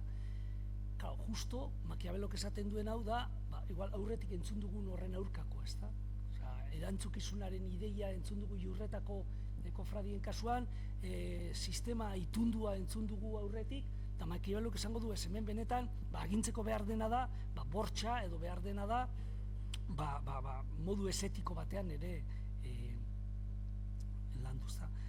Hobbesek ere bide beretik joko du, ezta? Bortxa erabili behar du agintariak. Bortxa erabili behar du bere legitimitatea lortzeko. Weberrek bestalde zer dio? 3 gaitasun behar dituela agintariak esaten du. 3 gaitasun horiek zeintzuk dira? Grina, erantzukizuna eta neurritasuna. Eta pixka bat Weberren ikuspuntua gehiago lotzen da, hemen tradizio zentzun dugun horrekin, ezta? Grina zer da? Pasioa. Weberrek esaten du. Agintzeko, erakundeetan botere postuak eukitzeko, desio sutsu bat egon behar da. Grina behar da. Grina ostasun burokratikoaren aurkakoa da. Berak kontra jartzen ditu. Funtzionarioa eta politikoa. Funtzionarioak bere lana egiten du inolako grinarik gabe. Berak arau batzuk ditu eta arau horiek jarraitzen ditu. Berak esaten du ez, politikak eskatzen du grina. Pasioa behar du, funtzionariak ez duen hori.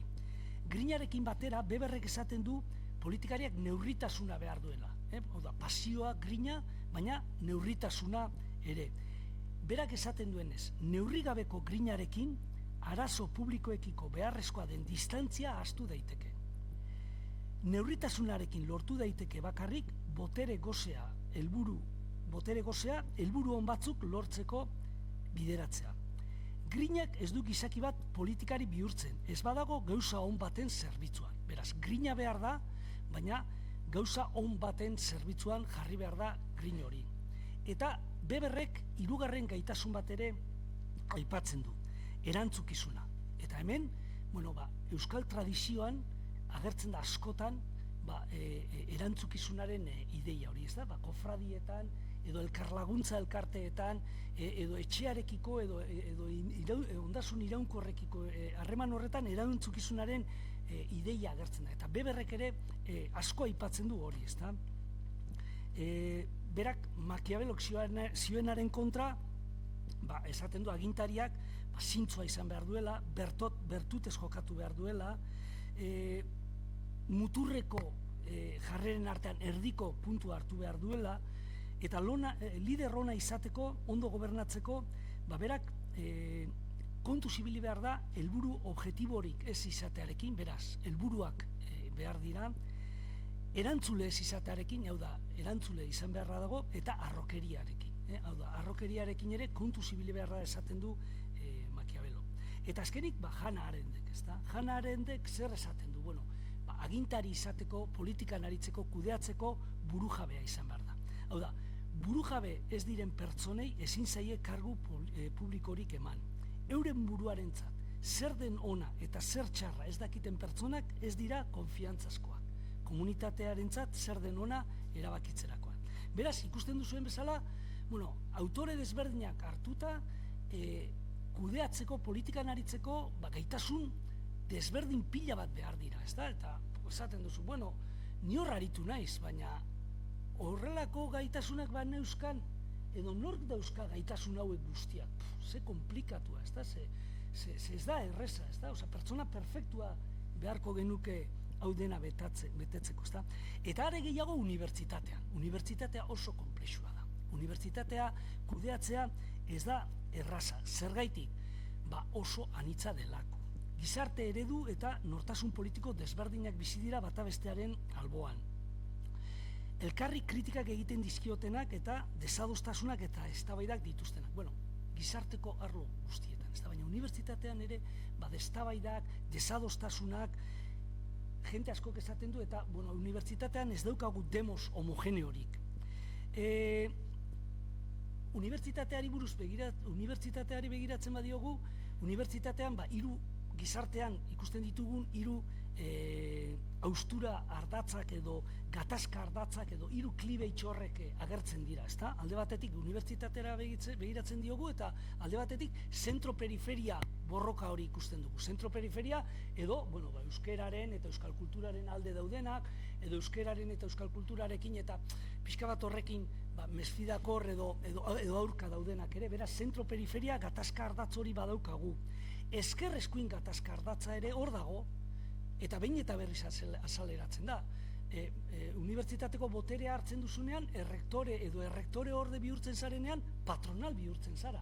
Hau da, patronalaren interesak defendatzen dituzu. Eta zure aurrean dituzu kontrabotereak, antibotereak, kapitalismoaren aurkako taldeak, gatazka hori behin eta berriz, eta nik kudeatu nuenean unibertsitatean ere, gatazka hori behin eta berriz azaleratzen zen. Eta gero, hirugarren gatazka ardatz bat behin eta berriz agertzen dela da materialismoaren eta postmaterialismoaren arteko gatazka ardatza hori, ezta? Gizon emakume, militarismoa, antimilitarismoa, zientzia objektiboa, zientzia subjektiboa, ordenu poliziala edo desordenua, gatazka hauek behin eta berrik agertzen dira.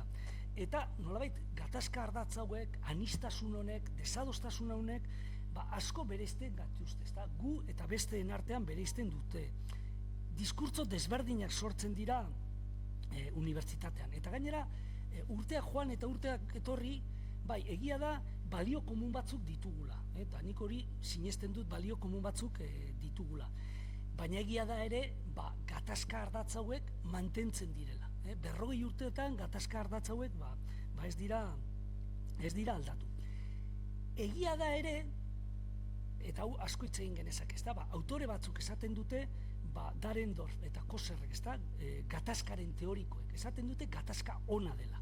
Osea, gatazka ardatzak izatea, eztabaidak izatea, hori dena gizarteen motorra dela. Hau da, guk gizarte biziak nahi baditugu, gatazka behar dugu. Osea, adostasun hutsarekin ez goaz inora. Osea, desadostasuna egon behar da, eztabaida egon behar da, anistasuna egon behar da, eta horrek nolabait indartzen gaitu eta toki honetara eramaiten gaitu. Claro, hori egia da, eta nik ere sinesten dut gatazka ona dela. Baina, claro, zer gertatzen da, askotan unibertsitatean bortxa agertzen dela. Eta orain, gaia, nire errektore ordetzako 4 urte horietan era askotako gaiak jorratu genituen. Gai pila bat kudeatu genituen. Eta orain egingo dudana da pixkatxo bat, gai bat jorratuko dut bakarrik. Baina unibertsitatea ez da hau bakarrik, ez da hau bakarrik. Baina gai hori jorratuko diot. Esan dut, ez da? Osea, ez daukagu demos homogeneo bat, unibertsitatea anitza da, gatazkak hainbat dira, desadostasunak hainbat dira, eta benetan niri, eta gu egon ginenean hor, eta hemen ikusten dut ere, Jon bera dekanoa da, eta gatazkak nirez bere baitan ez dute beldurrik ematen, edo behintzat niri ez dit ematen beldurrik, anistasunak, ez dit beldurra ematen duena, edo benetan niri asko kostatu zitzaidana izan zen bortxa kudeatzea. Eta hor, pixka bat hitz egin nahi nuke, gai horren inguruan hitz egin nahi nuke. Bortxa esaten dudanean dira ikasle batzuk 4 urteetan irainak botatzen zituztela, adierazpen askatasunaren aurkako ekimenak antolatzen ziren, mehatxuak, pintaketak, mezu eta pankarte iraingarriak, okupazioak, ondarea apurtzea, intentsitate gutxiko eta bortizkeria txikiko bortxa da. Berriro esan nahi dute, eta noizean behin agertzen da, ez da eguneroko gauza bat. Baina intentsitate gutxikoa eta bortizkeria txikikoa izan da ere, niretzako izugarrizko buruko mina izan zen. Izugarrizko buruko mina, eta esaten duzu, kudeaketa hau da, kudeaketak baduka arlo akademiko, pedagogiko bat, baina gero hau kudeatzean niretzako izan zen, benetan, gehien kostatu zitzaidana edo asko sufritu nuena.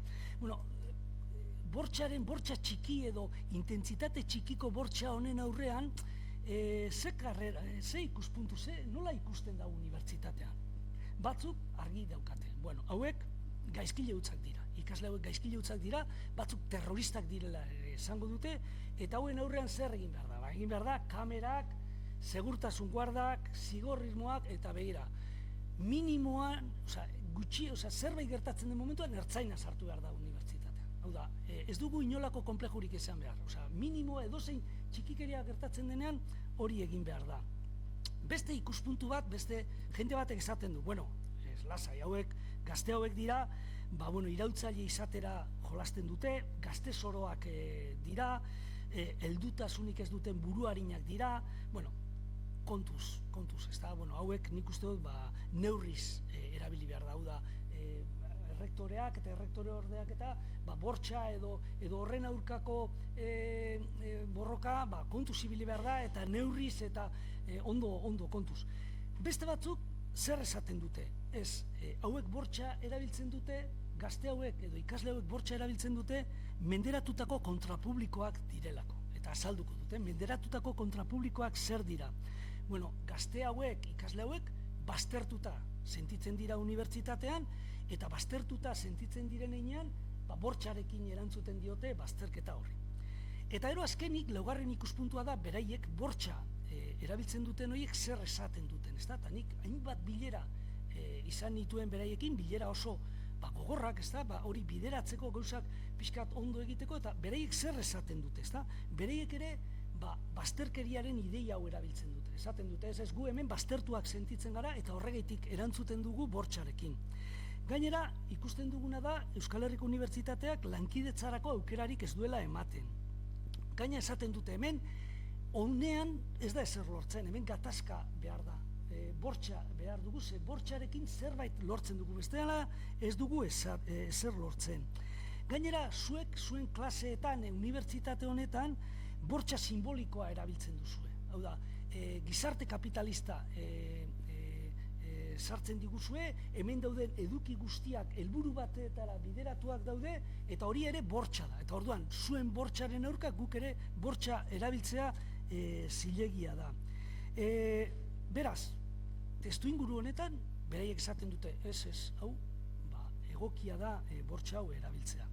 Nik neuk zer uste dut, edo nik bizi izan nuen horretatik, edo kudeatu nuen horretatik, eta esaten dizueten, niretzako, gauza asko kudeatu genituen, da berri hori diot, unibertsitatea ez dau bakarrik, gai hau hartu dut, baina izan zen parte bat niri asko kostatu zitzaidana, edo asko borrokatu behar nuez. Nik nola ikusten dut, ezta?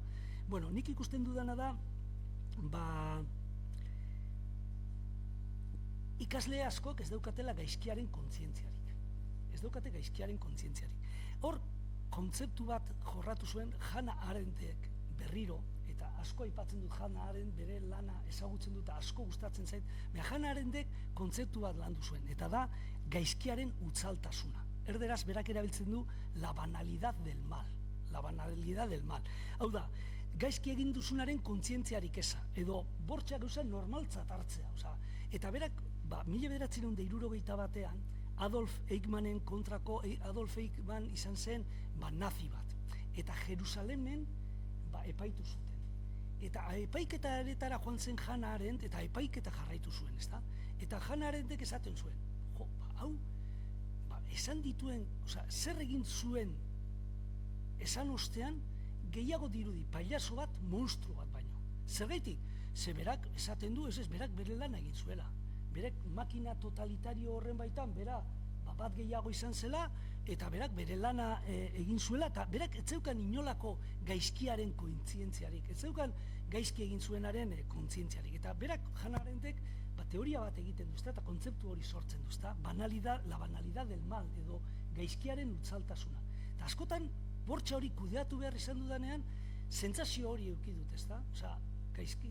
Ikasle hauek zer daukat, ez daukate kontzientziarik hemen mobiliarioa apurtzen bada, edo pintaketak pintatu behar direla, edo iraintzen badute, edo horren kontzientzia txarrik ez daukate. Beraz, hori da niretzako bortxa azaltzeko arrazoi bat, ezta? Eta gero, bigarren arrazoi bat ere aipatu nahi nuke, ezta? Tentzioa arintzeko modu bat. Hor, gatazkaren teorikoek esaten dute bi eratako gatazkak daudela, ezta? Daude benetakoak diren gatazkak. Benetako gatazkak zeintzu dira, gerra bat, gerra zibila. Hau da, Frankok Bigarren Errepublika kendu nahi zuen, eta Bigarren Errepublika sostengatzen zituzten horiek ere, eta abertzaleak, eta horiek kendu zituenean gerra bukatu egin zen. Eta hori benetako gerra bat. Hau da, helburu bat dauka gatazka horrek, eta helburu hori lortzen denean, gatazka hori bukatu egiten da. Baina benetako gatazka horren alboan, benetakoak ez diren gatazkak dira. Hau da, helburua zein da? Tentzioa arintzea. Tentzioa arintzea. Hau da, tentzio bat dago, eta tentzioa arintzeko modu bat da gatazka. Ez dauka helburu zehatzik, eta kasu askotan unibertsitatean nik ikusten nuen, bigarren motatako gatazka hau dela agertzen zena. Hau da, tentzioa arintzeko gatazka bat zela. Hau da, benetakoa ez den gatazka bat zela. Eta, klaro, zer egin bortxaren aurrean, eta hemen dago kudeaketa, kudeaketa nola kudeatzen da hau. Nik uste dut benetan ere bortxa gure gizartearen, komunitate politikoaren eta unibertsitatearen parte dela. Bortxa hor egongo da. Kudeatuko dugu hobeto, baina momentu puntualetan bortxa nik uste dut hor egongo dela, ezta. Beti egongo dira antibotereak, sabotajeak edo metakontakizunekin liluratuko direnak, ezta? Eta hori nola kudeatu, ezta? Hori nola kudeatu? Nire ustez hori zuhurtasunez eta erantzukizunez, ezta? Asko kostatu zitzaidan, eta hau esango dute, baina iruditzen zait Euskal Herriko Unibertsitatean bortxarekin bizitzen jakin behar dugula. Badakit hau oso gogorra dela, ezta? Bortxa derrigorra daukagu, derrigorrez bizi behar gara bortxarekin. Ez dakit, 4 urte eta gero, horrelako pentsamentuak dauzkat, hau beti gertatuko da. Momentu puntualetan desagertuko da, baina beti agertuko da bortxa modun bat. Izan ere, bortxa, eta honen aurrean, akzion-reakzion egin behar dugu. Hau da, bortxa ekintza bat dagoen bakoitzean guk horri erantzunen egin behar diogu, nire ustez bortxari ezin zaio bortxarekin erantzun. Izan ere, bortxa eta boterea elkartzen direnean, hau da, bortxarekin erantzuten zaionean, bortxaren potentziala areagotu egiten da. Eta horrek, boterea bera ere ahuldu eta suntzitu dezake. Areago, botereak sustatutako bortxa boterearen aurka jalgitzen da denborarekin. Beraz, bortxarekin erantzutea, kontuz egin behar da, ezta? Bigarren arrazoia, ez da, bortxarekin ez erantzuteko bigarren arrazoia zein da? Klaro, gure kasuan, kanpo irudia, eta hau, irudituko zaizue gauza, simplea edo utzala, baina unibertsitatean bizi gara gure imaginarekin. Eta gure unibertsitatea beti ere medioetan istiluei, gatazkei, eta horrela aterata, uste dut, kaltetu egiten dugula unibertsitatea, ez da? Orduan, zentzu horretan, kanpo irudia zaintzeko ere, bortxarekin erantzutea, ez dela ona, ez da? Nire ustez oso kontu zibili behar da indarkeria. Eta guk indarkeria erabili genuen, ertzaina ere sartu genuen kampusean behin baino gehiagotan, baina oso kontuz egin behar den zerbait iruditzen zait. Azken finean, hor gaizki ateratzeko arrazoiak daudelako, ezta? Eta orduan zer egin bortxarekin edo guk nola kudeatu genuen, ezta? Modu arrazionalean kudeatu. Eta horrek, eskatu zigun, prozedurak zehaztea, arauak egitea, erabakiak hartzea, nolabait, anomia da kohesioaren lehen arerioa. Hau da, kohesioa lortzeko behar duguna da, arauak ondo finkatu. Baina arauekin batera, balio eta helburu komunak behar ditugu. Adostutako prozedurak eta arauak onak dira, baina balio komunak. Eta hor, landu beharra dago, nolabait kohesionatuko gaituzten, balio eta helburu horiek lantzen. Horretan aritu ginen, hobeto edo arazo gehiagorekin, ezta? Eta azkenik bortxaren aurrean erantzukizunaren etika. Beberrek bi etika mota bereizten ditu. Uste sendoaren etika eta erantzukizunaren etika. Uste sendoaren etika zein da? Nik nire sinesmenak, nire usteak, nire ideologiak, nire printzipioak dauzkat, eta horiekin aginduko dut. Hau da, nik eraman ditut hauteskundeetara ideia hauek, sinesmen hauek, printzipio horiek, eta horien arabera aginduko dut, eta berdin zait nire aurrean zer gertatzen den. Aldiz, beste bat da erantzukizunaren etika, ezta? Eta beberrek horren alde egiten du. Hau da, egin behar duguna da, jardun politikoaren balizko ondorio ez arduratu behar gara. Hau da, erabakiak hartzerakoan, gure kudeaketak ze ondorio izango ditu. Eta erantzukizunaren etika horrekin agindu behar da. Bueno, eta ja bukatzeko, ezta? 4 urte pasatuta gero, hainbat gauza kudeatuta gero, baita hau ere, eta berriro diote, unibertsitateko nire esperientzia bakarra ezen izan, bortxarekin izan nuena, baina niretzako bai izan zen, benetan, gogorra edo kostatu zitzaidan, ezta? 4 urteko esperientzia hori pasatu ondoren, nolakoa naiz nik gaur egun? Benetan esaten zuet, realpolitikean askoz gehiago sinesten dudala. Realpolitikean. Errektore orde karguak pragmatikoa egin ninduen. Kudeaketarekin helburuak lortzaldera bitarteko egoki eta erosuenak baliatu behar direla uste dut. Dena dela horrekin ez dut esan nahi, garaian garaiko interesen arabera jardun behar denik. Nolait, erakundeetan epe luzera begiratu beharra dago. Hau da, realpolitikak eramaten zaitu ez unera, ez. Realpolitika da erantzukizunez jokatzea, baina praktikoa izatea, baina beti ere epe luzera begiratu behar dago. Realpolitikak ere ez du esan nahi printzipio moral, politiko, filosofiko edo teorikoak alboratu behar direnik. Argi daukat, printzipio moralik gabe ezin dela agindu, ezta? Eta lehen Cicerona aipatu dut, ezta? Ze garrantzitsua den portaera moral hori, ezta? Baina bai pentsatzen dut, unibertsitateko politika errealista eta pragmatikoa izan behar dela. Errealista, pragmatikoa eta erantzukizunari lotua. Guk tradizio bat daukagu, eta lehen hasieran ere esan dut, kofradietan, hainbat euskal nortasunari lotutako hainbat erakundeetan agertzen den erantzukizunaren edo arduraren ideia hori hor dago, eta nire ustez kudeatzeko ere hori garrantzitsua da. eskerrik asko, pixkat luzatu egin naiz eta... Bueno, eskerrik asko, Patxi, alde batetik aurrikusi baino azkarrago hitzein dezulako eta bestetik jakina guztioi gonbidatu liburu irakurtzera, liburuan gai horiek eta beste asko ere sakontasun handize lantzeialako. Bueno, Patxi, eskerrik asko gustora irakurriko dut liburua eta gainera balioan jarri ez, bizipenetatik eginda bai pertsonalki pentsatzen dut horre baita ere badaukala ez, balio erantzi bat. Nire galdera da pixkat zure iritziz unibertsitatearen rolaren inguruan bizi dugun momentu historiko eta honetan ez da, eta nire pertsonalki iruditzen zait unibertsitatearen rola ere aldatu egin dela, zen nolabait badaukazuelako ardura unibertsitateek ditugun erronken aurrean edo hoien aterabideen inguruan ezagutza garatzeko, ez da, gizarteari eskaintzeko, ez, baina zuk aipatu behazun bezala, egungo sisteman incentibo nagusiak daude publikazioetara eta bideratuta, ez da, orduan, nire galdera da, zein da zure ustez aukera errealak, benetan erantzukizun kultura hori, edo etika hori garatzeko, sistema ez balimada aldatzen, ez, hori galdera bat, eta bigarrena, baita ere, ulertzen dut kontestu honetan, ez, unibertsitateen papela garrantzitsua dela, ikerketa eta ezagutza sortzaile bezala, baina baita ere askotan egozten zaie unibertsitateei nolaiteko bolizko dorre batean daudela, ez, realitatetik deskonektatuta, ziurrenik aurrekoaren konsekuentziari izan daiteke hori, ezta?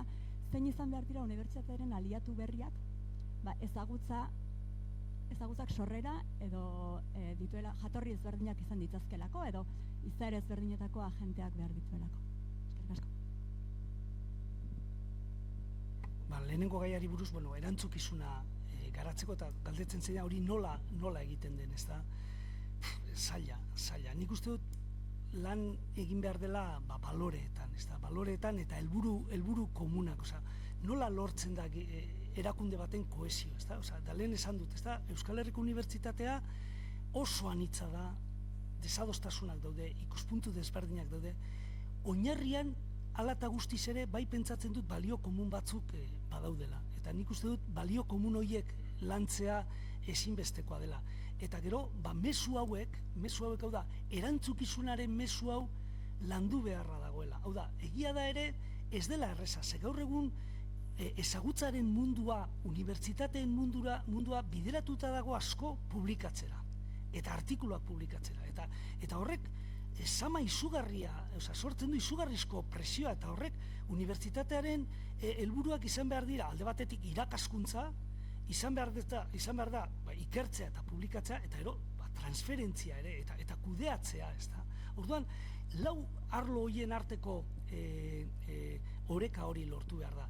Eta hori nola lortu behar da? Nire ustez, diskurtso berriak sortuta, ez da. Aldaketa bat behar dugu unibertsitatean zentzu horretan, hau da, esateko behira, ikertzea garrantzitsua da, publikatzea garrantzitsua da, baina gero, erantzukizunak hartzea edo lanpostuetan, erantzukizun postuak hartzea garrantzitsua da, edo transferentzia egitea garrantzitsua da, hori nire ustez, diskurtso aldaketa bat eskatzen du, eta, era batera, nire liburuak hortik jotzen du, ez da, hau da, implikatzearen alde, eta balioan jartzea kudeaketa.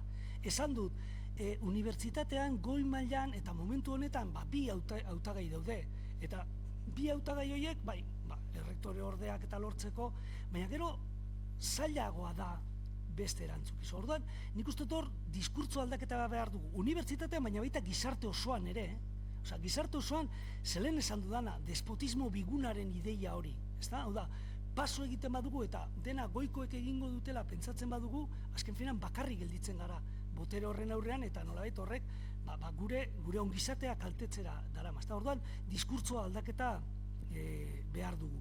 Eta gero, aipatzen zenuen bigarren ideia da aliatu berria, noski, gizartea aldatu eginda. Eta ezagutza garai batzuetan, igual unibertsitatean konzentratzen bazen, gaur egun ezagutza askoz ere zabalduagoa dago. Orduan, unibertsitateak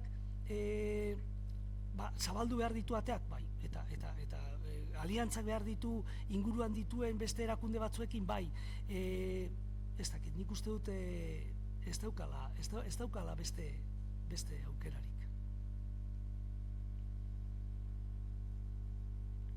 Jo,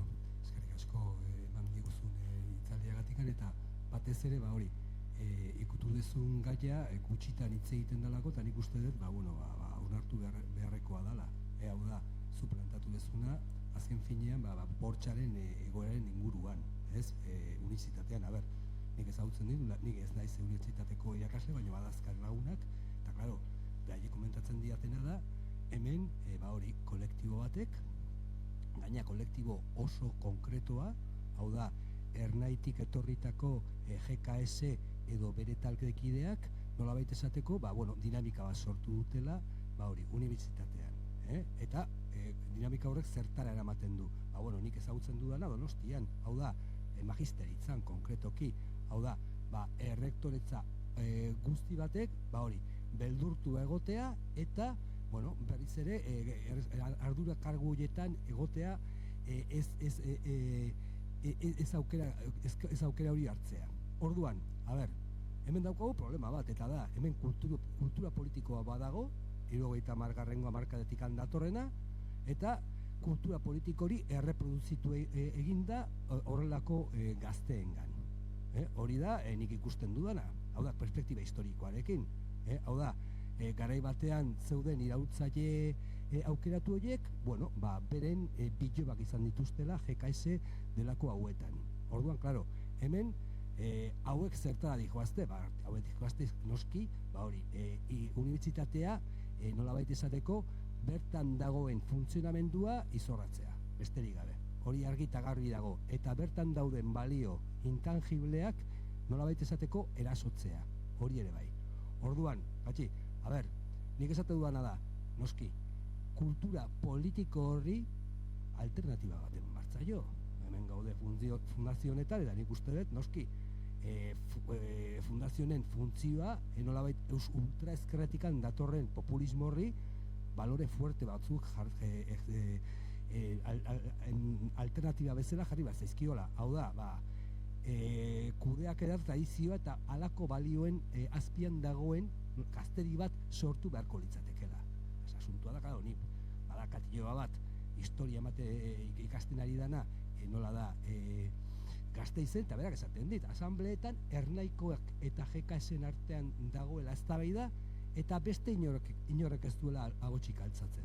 Hau da, ezin liteke izan gazteriaren politika talde bi horiek monopolizatzea. Hori da nik ikusten dudana. Hori da gauza konkreto bat, eta gaina ikusten dut gaina prozesu hori datorrela 70. hamarkadetikan. Eta klaro, eta konsekuentzia handia zu plantatu dituzunak. Hau da, irakasle pilo bat beldurtua dagoela. Eta ikasle pilo bat beldurtua dagoela. Eta klaro, horren aurrean, ez dakizu zen neurriak hartu beharko lirateken. Dena den, zu plantatzen duzu, bortxari ezin zaiola bortxarekin erantzun. Baina, bueno, argi dagoena da, hor, erantzuleak azaltzen balin badia, 10.000 euroko izun bat jartzen balin bazaie, beste lekuetan jarri izan zaien bezala, adibidez Iruñan, horrek efektibidadea baduela. Esan nahi dut.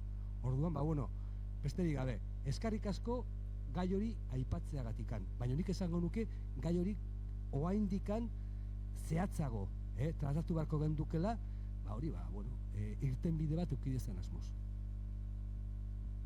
Eskerrik asko, nik bortxari, ez zaio erantzun behar bortxarekin, baina guk ere bortxa erabili dugu, eta isunak erabili ditugu, baina egia esan, hori kudeatzea, ondo kudeatzea, nire 4 urte horietan mintzat, ardura handia izan zen. Ardura esan nahi dut, nire indar asko, nire indar edo, asko kostatu zitzaidan gauza bat izan zen. Orduan hor, topatzea benetan, nola landu balio positibo batzuk, eta nola lortu horrelakorik gehiago ez gertatzea, nola hitz egin gazte horiekin bideratzeko oso konplexua egin zitzaidan.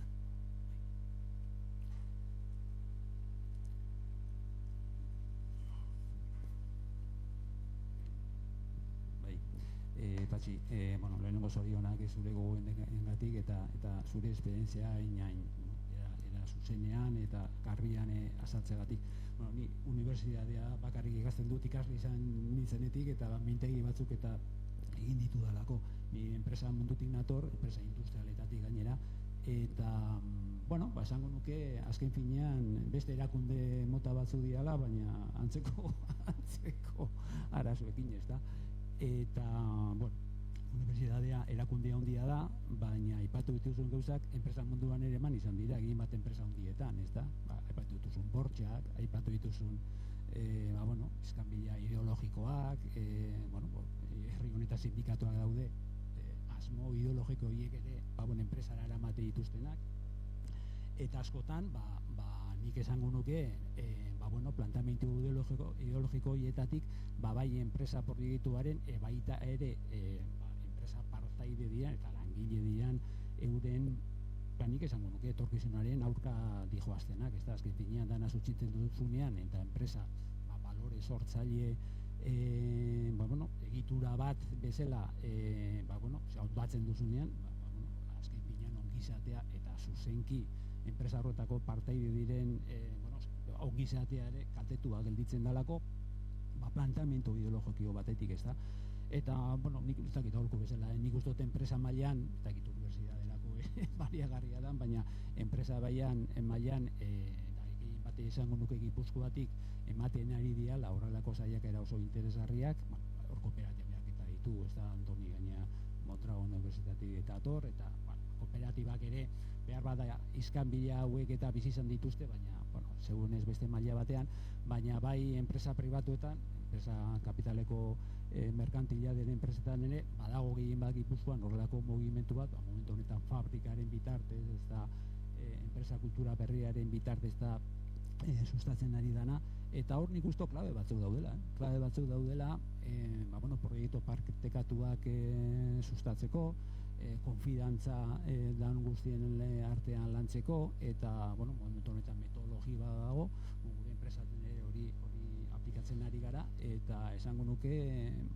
emaitza honekin, eta klabe oso interesgarriekin, aurku bezala. Eskerrik asko.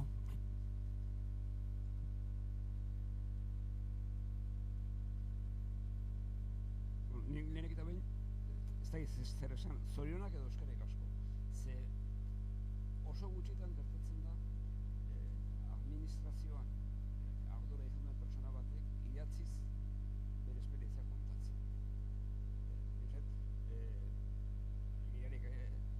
Mireia aipatu du hasieran, eta gero atera da hiritarrak eta politikan arteko urruntze hori, eta gure kasuan 54 urte da Eusko Jaurlaritza sortu zen. Eta oso gutxitan lehendakariek, sailburuek,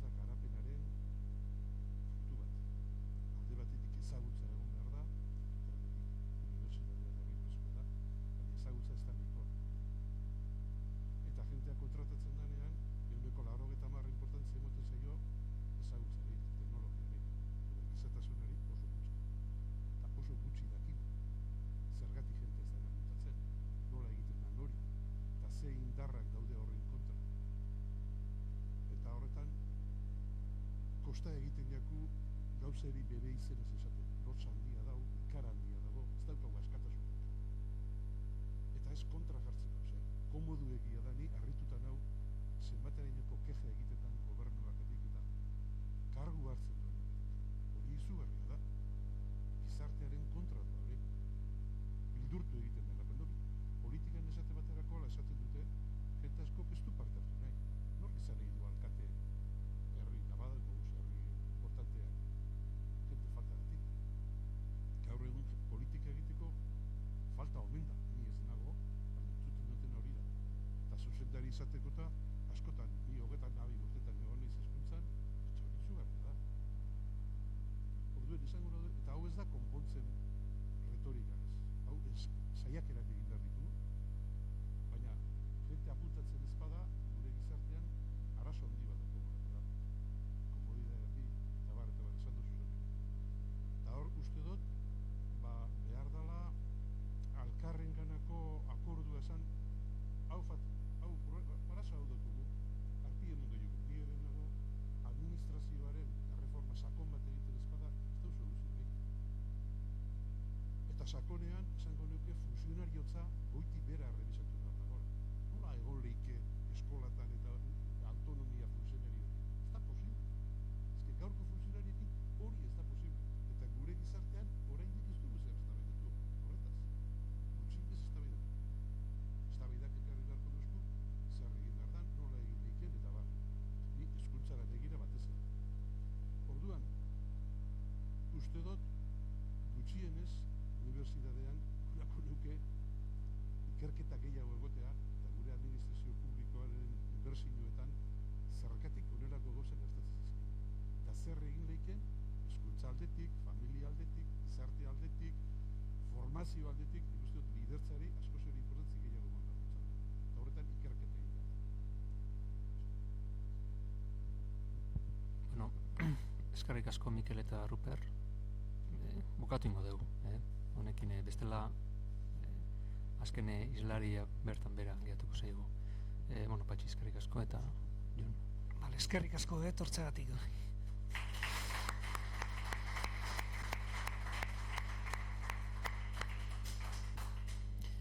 Bueno, ordu bat erditan bukatuko dugu, aurrikusita bezala. Orduan, niko hain Jon Barrutiai hitz emango diot, eta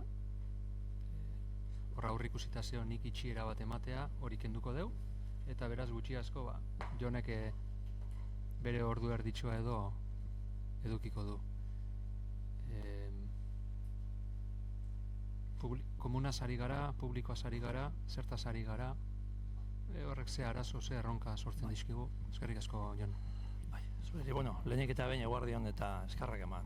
Sabino Arana fundazioari, horrekin fundazioari, gonbidapenagatik, da konkretuki Patxiri, ditu zidanean ia ausartuko nintzen, ausartu, azkenean ausartu naiz. Ez dakit ausartu naizen, hori engainatu nauen, baina hemen nago.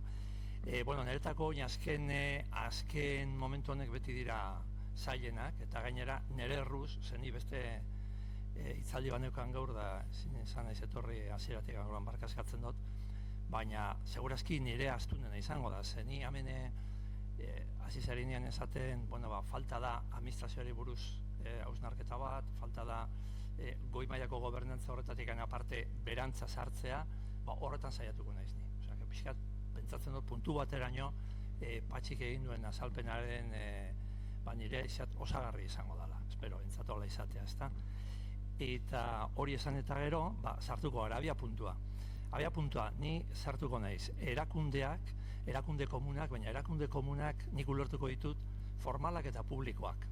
Eta deitzen diot komunak historian oinarrituta daudelako, udaletxe batek historia dauka, foru aldundi batek historia dauka, unibertsitate batek historia dauka, 12. mendetik. Eta historia ez daukanak komunitate bat dauka. Da gaina hori Mintzberg bere garrian esatean, hainbat eta hainbat erakunde dirala profesionalen antolaketa, eta horrela ditzen dio, ez? Hau da, non profesionalen komunitateak izugarrizko indarra daukana. Esate baterako eritetxeak. Eritetxe baten kontratua daude, zuzendariak daude, baina azken finean kilofonoran aurrean jartzen danak bere indarra dauka. Da, hoitatik bat izan gabe asko badira, indar gehiago daukate. Beraz, Pixka bat, orduan ez naiz sartuko lehen ikusi ditudan, azkenengo zeratzen aldia, baina txarla horretara heldu naiz erdian horrela, eta oso interesantea, baina hori zegoen gehiago ohituran oinarritutakoan, eta esango nuke pixka tradiziotik datozen hainbat erakundeen hausnarketa izan dela. Eta nire izango da, hori, formala, publikoa eta profesional antolaketaren komunitate horretan oinarrituta duten erakundeen, hausnarketa txiki bat, ez? Sartuko naiz, abia puntu berdina izango da, Patxirenan bezala, nire esperientziatik hasiko naiz, gero horri hausnarketa txikitxo bat egingo diot, eta gero gaur eguneko erronkak eta irtenbide txoren batia planteatu aldugun. Da, zaiatuko naiz bebai guzten, denboratxo bat, galderari dagoen. Kokatuta pixkat orduan nun eta zertan ibiliko garan, ez da letrak irakurtzen diran ero ez, nik nire esperientzia dela eta nik aipatuko ditut zeintzuk izaten diran benetako oztopoak. Horrek ez du esan nahi kudeak eta publikoa txarra denikan bere osotasunean, baina baditu hainbat eta hainbat esango nukenik oztopo, eta oitariko batzuk hausnartuko ditut nire esperientziatik abiatuta. Alde batetik, erabakiak aman komunak izan behar dira. Izugarrizko pisua dauka kontzentzuak. Kontzentzua da, eta kontzentzua askotan ez dago definituta, baina horren aurka egiten baduzu, hor arazoa dituzu, eta arazo potoloa gainera, ez da? Nik horretan beti ikusi dute sama hori, ez? Joaten bazara kontzentzutik kanpo, ematen du, oso personalista zerala, individualista, eta publikotasunak gaur egunean daukan, esango nukenik, pixka bat irudia izan behar dela beti kontzentzutik oinarritutakoa, ez? Da, beti kontzentzuak ez dira onak. Eta hori aipatu behar da, ze azpian dagoena izalaik ez kontzentzua baizik eta indarkeriarekin norbaitek lortu duen pentsakera bat gauzatu alizatea erakunde baten, ez?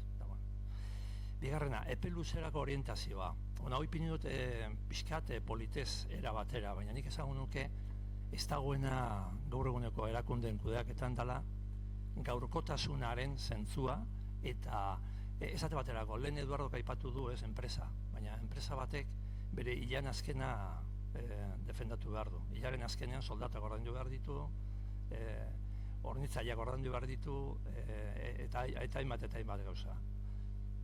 Gure erakunde publiko komunetan ez dago bisu hori, ez dago hilan azkenikan ordaintzeko aldetik, kobratzeko aldetik bai, ordaintzeko aldetik ez.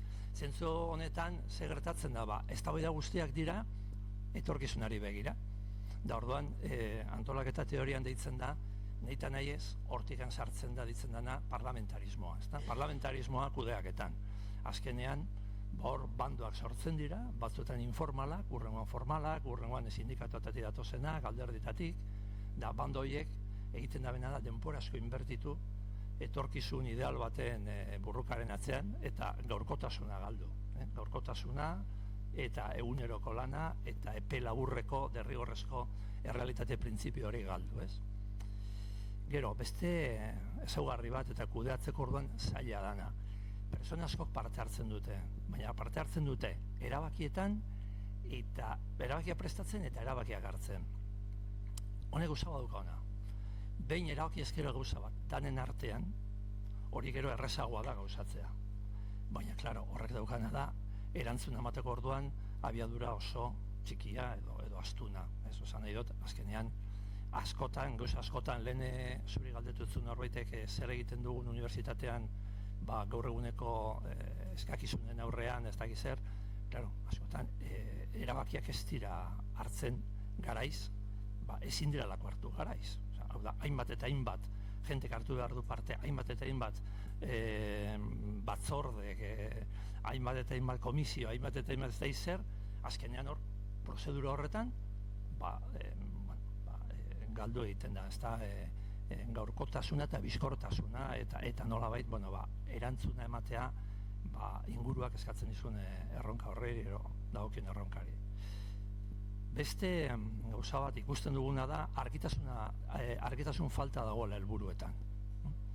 Helburuak nik ontxe bertan, erronka bat ipiniko nukena mai gainean izango litzake, edozein erakunde publiko, instituzio komun bat, bai udaletxe bat, bai eskola bat, bai unibertsitatea, bai eritetxea, galdetuko genioke hor hainbat eta hainbat langileri zertan ari diran, langileak ez daukate garbi zertarako dauden.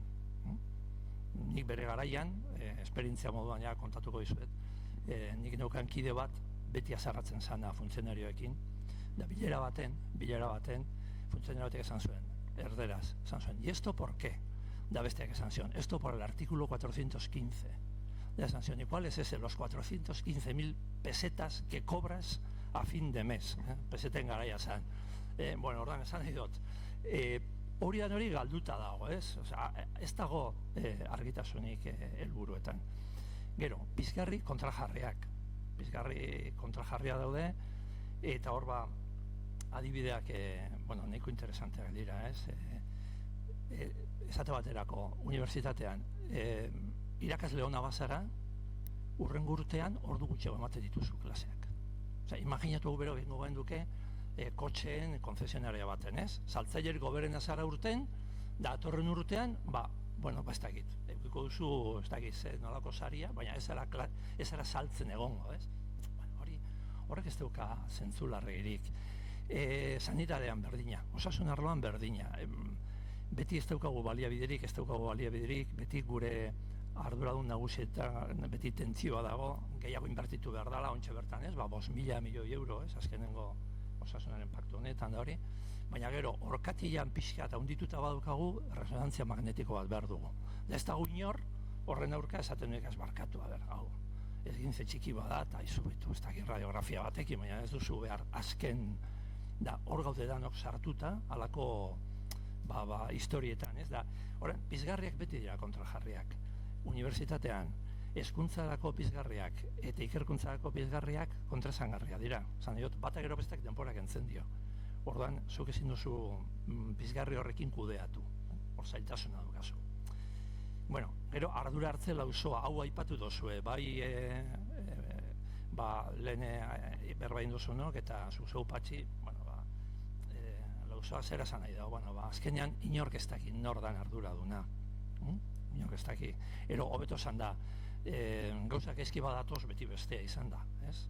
Eta gero gainera nola beti dagoen oreka bat organo individuala eta organo kolegietu baten artean, edo zentokitan beti dago alkatea, osoko bilkura, errektorea, gobernu kontseilua, ez dakiz zer, osasunarako gestora ero batzordea. Bueno, azkenean, hor ez dakigu inork, nor izan den benetan, ardura euki behar zuena eta ardura eman behar zuena, ez? Gero, jabego zehaztu gabea. Komunetikan publikotik komunera, azken ez dakigu nordan jabea. Guztiena da, inorena ez da. Da nik hor bi adibide peniko ditut, oso labur, eta niretako oso interesgarria diranek, eta hau, gertakizun hau benetan gertatutakoa da, ez pentsatu honetarako inventatuta ekarri da nekan. Ikasle bat, unibertsitatean, joten da, esate baterako ingenieritza eskolan, Bilbon, San Mamesen. Joten da, irakasle baten tutoretzara, da, badodean 3 ordu laurden bat, eta esaten dio irakasleak barkatu, baina zunere klasetara ez etorri zen, ariketa honek ez ditute horrela konpontzen, ez ditut eta ze akademia terazoa, ze akademia bezautzen ditut eta ez ni deuztuk unibertsitatera noa. Baina UEHU da, baina publikoa da, eta gaur zalantzan ditun etorri naiz. Hau, egia da.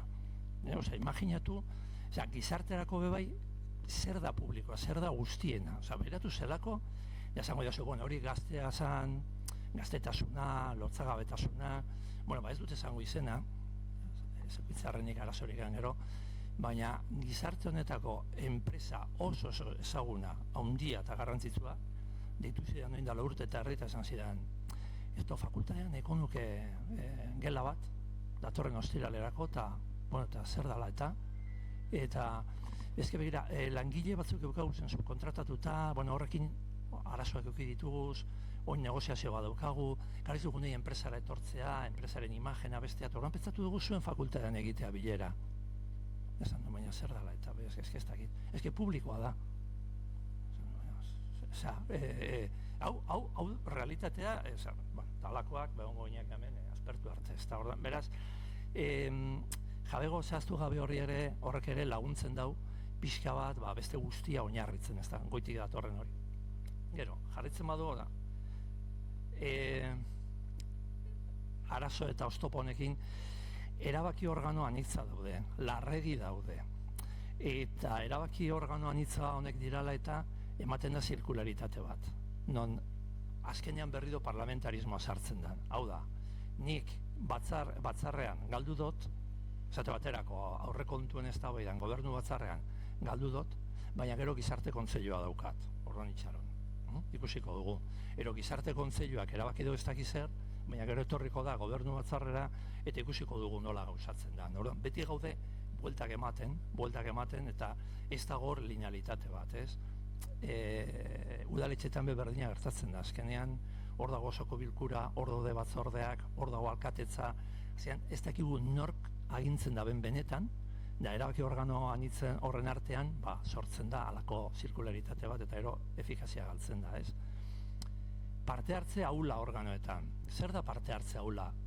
Barkatuko Jose, baina halako orduetan badakitipo glusemiakin konpetitzen ari naizela horren esnatzeko, esango dut. Parte hartze ahula da, norbaiter esaten diozunean, kalitate batzordean omerko zinake, baia marron. Hori da, sintesia, baia marron, nik ez du, hemen, zetarako behar du nik hor. Eta gero, parte hartzen dutenean, kontuz, ze etortzen dira, ez lanera, etortzen dira Kontseilu Administrazioko sindromearekin.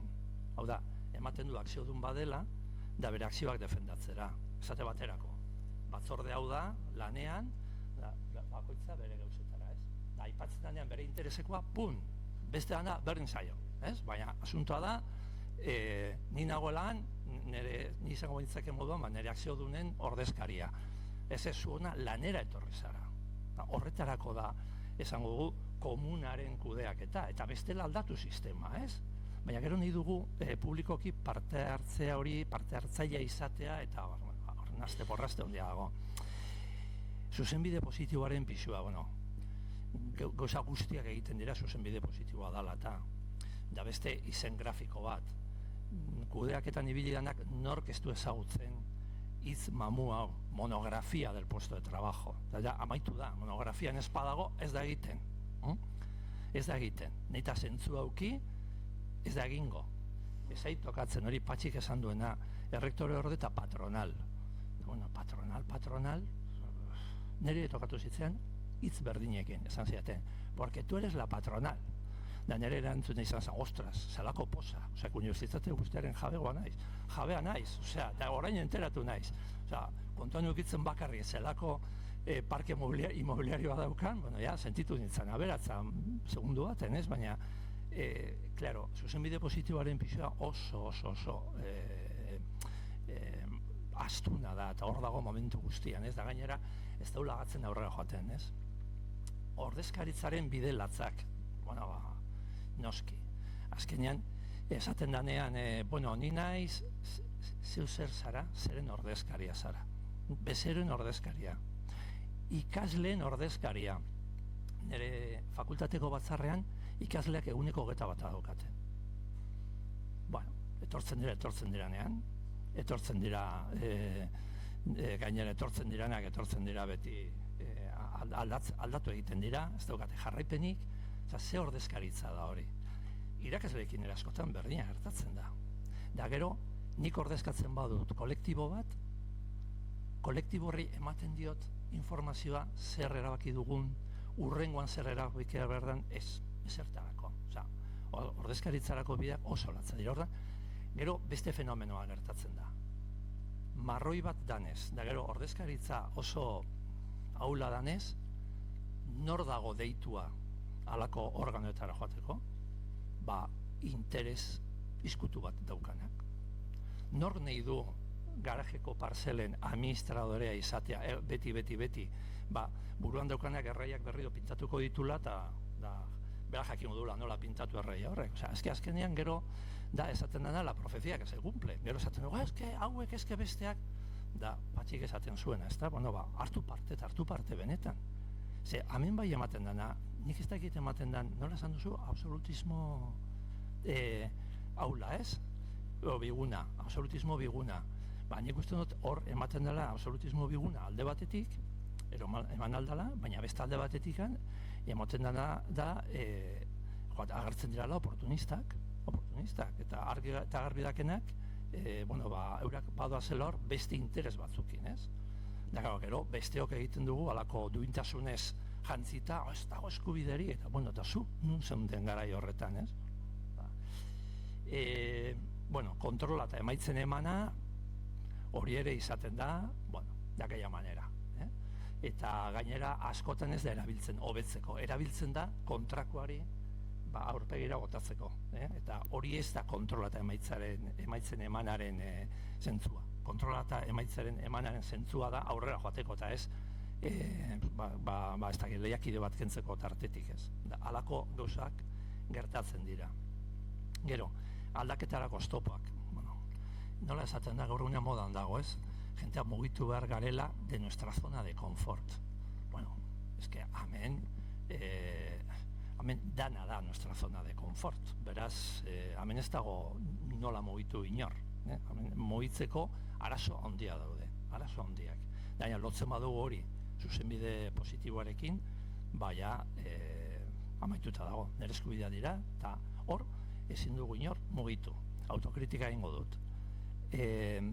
Gure sailak, gure departamentuan etortzen bada persona berri bat gazte-gaztea, eman alditu ikasgai guztiak. Ikasgai guztietarako kapasa da. Ni katedratikoa nahi zenen bakarrik nireak. Ni horretan jaunik, nire sakontasunean, baina beste batek inungo esperientzia barikan hori prest egon behar da danerako, ez? Claro, halako kultura batekin baldaketarako ez dago zerik, aukerarik. Da gero, komunikazio nahazia. Hemen amaitzen ditut oztopoak, ez da din inor deprimitu. Komunikazio nahazia. Eta claro, komunikazio nahazia zer esan nahi du? Hau da beste espresio bat holan de politez, ez? Baina azkenean da, komunikazio nagusiena da zurrumurrua. Da zurrumurruak daukaz, idarrik askoz handiagoa, ero potenteagoa, boletina baino. Boletinean agartzen da, baina gero betiago interpretazio bat, kafe makinan. Kontuz, baina beste holan, da horren ja, sortzen da horrelako dinamika bat, azkenean beti dago, esango dugu, benetako komunikazioa anulatuta, ez? Dorain, hausnarketa. Hau, zergatikan eman alda, eta teorizatuko dugu pixka, baina lasai, ez dut larraki teorizatuko. Alde batetik komunen tragedia deitzen dana, ez? Badakizu ekonomilariak aspalditikan erabiltzen dugula hitz hau, non esaten dan, guztiena dana, beti dagoela lar ustiatuta, edo beti dagoela tentazio bat, danena da ez da nirea, nik asko erabiliko dut, eta oso gutxi emango diot horri, ez da? Claro, hori bere garaian komunen tragedia agertu da beti arrantzan, nekazaritzan, ez dakit, udaletxeko terrenoetan, alik eta ustiapenikan gehiena niretzako, eta gero bestentzako gelditzen da hor konpon Marianton, ez? Hau, deitzezan komunen tragedia. Gaur egun komunen tragedia, gizarte garatu baten da urbanita baten ematen da erakunde komunetan.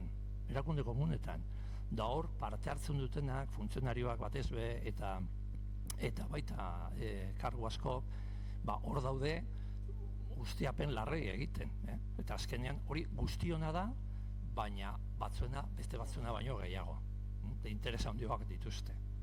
Hori ematen da. Gero, arrisku morala, suposatzen dut hori danok ezagutzen duzuela, da arrisku morala zer esan nahi du? Esan nahi du kontratu bat dagoela, kontratu sozial bat egon aldala, baina azpian, kontratu horren azpian, badagoela deitzen dena intenzion okulta ez betetzeko. Ez betetzeko eta gaina norberan ganatzeko etekinak, ez? Da hor nik bi adibide ipiniko ditut. Bata da, hemen inor ez dagoengo Arabakoa, ez da? Bale, horren lasaiago nago. Bata da, 2018ko datuak usten dirala, Txagorritxuko eritetxekoak. Guk guztiok hiritar moduan kontratu badukago gizartearekin gordetzen ditugu gure zergak, da horren truke, beste gauza batzuetatik aparte, osasun badaukago, osasun publikoa, bai? Bale. Osasun publiko hori erabili beharko genduke zentzuz. Baina, hiritar moduan kontratu hori ez dugu betetzen da, arrisku moralean sartzen gara. Horrek esan nahi dau, ni neu daukadan adinarekin, egiten badut ez dakit, tenisa gustatzen zaidalako, 5 orduko saio bat, eta eskertiarra ba naiz, eskerreko besoa minduta lagatzen badut, ni badut berehala niri kaso egitea, ni jongo naiz eritetxera, da esango dut, eske, amengo mina daukat. Eta zer egin duzu ez ezer? Mina hartu zait hemen? Karo, beratuko didatera, elektroa, ez ia infartoa da, bestean, ni badakit ez dala infartoa. Gero azkenean esango didate, estresatuta zaude, ez da, eta nik ipiniko dut alako gizajo harpia, eta bai, pixkat, bai, tal. Bueno, eta azkenean lortuko dut nahi dudana, ez da? Osa, sartu naiz, ez nintzen sartu behar bidetik, datarako naiz. Bueno, txagurritxuko datoak, 2018koak. Zemat biztan lehitu Gasteizek? 100.000, bueno, txagurritxun, larrialdietan, eritetxe bateko larrialdietan, 200.000 kasu egon ziren 2018ko urtean. Ero, iria gaixori dago, osoa, da hoia pandemia bazeukaten, hoia baino lehenago, ero, hor, arrisku morala dago. Bueno, hau da, eta ikusi duzuen jasin izela banatzen, funtzionarioa, karguak, eta oin hiritarrei ematen ari naiz, osea, guztiontzako dago. Esan nahi dut, azkenean, komunaren kudeak eta honetan, arrisku morala hor dago. Beste bat, eta oso eztabaidagarria, beste adibide bat arrisku moralarena, da, zelan da, absentismoa. Absentismoa orkestrak egin du Konfebaskek eskatute ikerketa bat, urriaren 6 aurkeztu zuten, da ikusten baduzue, kanpeoia gara Europan. Eta daukagun osasun sistemarekin Espainian hoberena, eta alata guztiz, alik eta langileik gehien daukagu gaixorik, edo bintzat bajarekin. Horrek zerbait esan nahi dago. Baina orain, egingo dut beste gauza bat ikerketonek egin duena. Goiko marra hori da, absentismoa nola joan dan, urtetik urtera, 2012an 2022 beira nola igo da ben, ja daukagu marka europeo total, honetan gara olimpiadetako urre domina, da zer ipintzen dau, asalariado sektor publiko. Osea, sektore publikoan orain diokan absentismoa handiagoa da. Horan, antza, jentea pentsatzen du funtzionario izatea, erokargoa izatea ondo bizi dela, baina gero antza gaixo asko daude, ez dakit, horrek zer esan nahi duen. Bueno, honek dira bi adibide arrisku moralarenak. Ni esaten ari niz orain, lehengo oztopo guztien zergatia, ez? Bata da komunen tragedia, bigarrena da arrisku morala, hirugarrena da kontrako utespena. Hau da, selekzio adversa deitzen dena, ez? Claro, inok ez badunei kargurik, inok ez badunei ordezkaritzarik hartzea, inok ez badunei parte hartzea marroi badalako, heltzen dana da ez duena behar heltzea. Ez da beharko litzake oberenak heltzea, baina ez dira oberenak heltzen.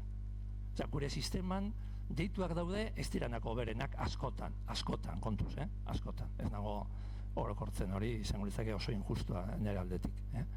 Ero bestela ni ere, ni bere kargu baten nago, eta segurazki ez dago ondo hautatua. Osea, hori bere onartzen dut. Eta gero, stakeholder, lobien presiua hor dago denbora guztian. Eta horrek ere, nolabait egiten duena da, ez dakit agian, instituzio komunak lar irekia gara stakeholder honen aurrean. Agian ez ginatek esan beharko hain irekiak. Da horrek berrido indartzen du parlamentarismoa antolakuntzan da kudeaketan, ez? Bueno, eta erronkak sustatu behar dugu ekimena, eta ez dago gaur egunean ondo ordaindua kudeaketa publikoan da ekimena, eta ekimena daukana gainera gaizki ikusia dago, beraz, ekimenari izuna ipentzen badiozu, badakizu nora helduko zaran, ez dago berrikuntzarik ekimen hori sustatu gabe. Beste arazoa daukagu. Komunak berak, bere garaian, hemen ikusi dugu lehen historian oinarritutata, komuna eta publikoa desberdindu egin dira urte askotan, ez da, eta komuna zen jente aske, hiritar askea biltzen dana auzolan bat egiteko. Da hor, ardura zegoen baloreetan, konpromisoan, baina dimentsioa hartzen da benean gauzak, esan nahi dut, osakidetza bat egin alda ero antolatu alda horrela oso zaila da. Zenbat eta dimentsioa handiagoa izan, auzolana zentzu zorroz baten oso zaila da. Dor sortzen da kontradikzioa. Auzolanetik pasatzen gara publikora, publikotik pasatzen gara zuzenbide positibora eta ero beste dana etortzen da, ez? Horan, tentzio hori hor dago, da dimentsioa handia da neinean, nahiko garbi gelditzen da batzuetan oso zaila dela aman komunaren, ero auzolanaren gauza baikorrak ezartzea, ez? Eta gero teknologia aldatzen ari da, esango dugu, konpromisoaren konzeptua bai. Gaur egun telelanak egiten duena da, lehendabiziko aldiz ja, zure komunitatetik desbinkulatu. Agian dituzu beste komunitate batzuk, sare sozialetan da sartuta, baina ez daukazu zure laneko komunitate hori, ero gero eta gutxiago daukazu, ez? Hori ere kontuan eduki behar da. Baloreak, aipatu dozu ez nahi sartuko hor, baloreak berreskuratu egin behar dira. Bestela ez dago aldaketarik, batez be sektore publikoarena. Hemen aipatu dituzuen gauzak, azkenean ero baloreak daude, eta baloretan egiten da inbertsioa, ero ez da egingo, ez? Eta gero, hiritarra eta komunitatea agertu behar dira, gure komunen aldaketan honetan, komunen kudeaketa honetan, da komunen kudeaketaren aldaketan. Gaur egun, da hor patxik zure esperientziarekin bat eginda, behin sartu ezkero erakunde baten, noiz agertzen dira hiritarra eta komunitatea helburuetan da xedean. Hori ere, pixkat desagertuta dago, interes partikularrak dira, sektoreak, ezta? Eta bueno, amaiera. Onartu behar dugu publikoa eta pribatuaren arteko tentzioa, dikan aparte, publikoak irabazi duela komuna ero auzolanaren irabazi duela momentuz idea horri, eta horrek beste tentzioa sortzen duela publikotasunaren, batzuetan gabezia, efikazia aldetik, efizientzia aldetik, orduan gero agertzen da pribatua konponbide moduan, eta orduan ez dakigu hor, batzuetan publiko eta pribatuan arteko tentzioa da, publikoak berak bere momentuan nolabait aiztu egin dela, alde batera laga doela auzolana, ez? Orduan komunitateen ideia eza ere hori konpondu behar dugu. Komunitatea galdu eginda. Unibertsitatea 2012. Mendeko komunitate baten komunitate baten dauka jatorria. Da komunitate hori gainera Elizarekin lotuta zegoen. Da gaur eguneko unibertsitateko gobernantza komunitate gobernantza baten oinarrituta dago. Baina ze idea dago komunitatearena, galduta dago, hori ere berreskuratu egin behar da. Ja gero, saiatu beharko ginake, publikoa eta komunitatearen artean berrido harreman hona izaten, da batez be, komunitatea eta auzolanaren idea publikoan txertatu, logika publikoan txertatu. Da bueno, da hor utziko dut, ez da egit, lar bizkor joan izan, larraztu nahi izan den, baina, zuen galderetara prest.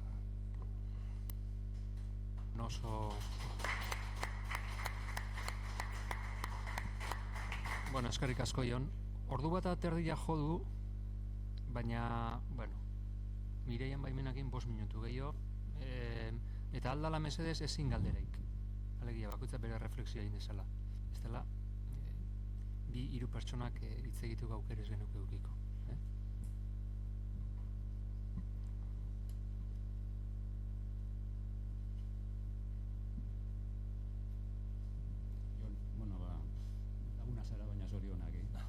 Oso hausnarketa zintzoa gehien bat dekanoa zaren zorionak alde horretatik eta eskerrik asko.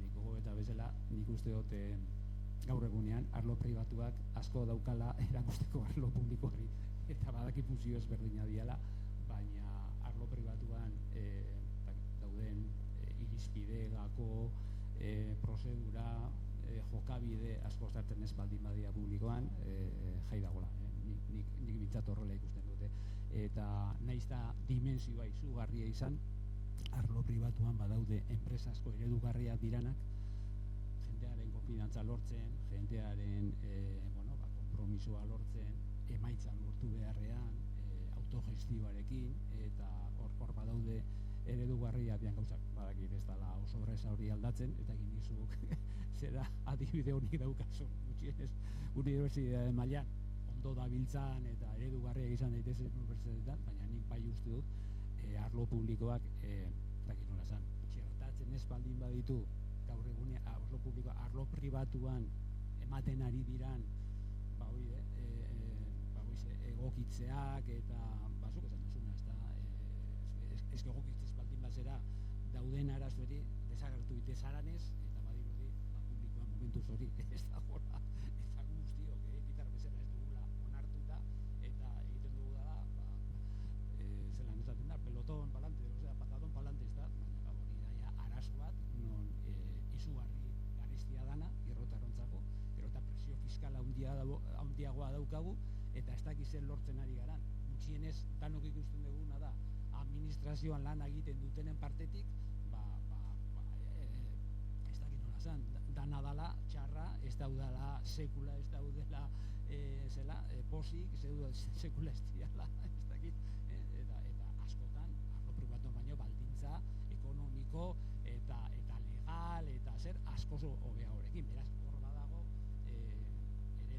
funtzionamendu ereduan, izugarrizko arazo bat. Nik aprobetxatu zeben Sabino Aranan gaudela, esango neuke gaur esan dugu zen gauza asko aplikagarria direla partido politikoari.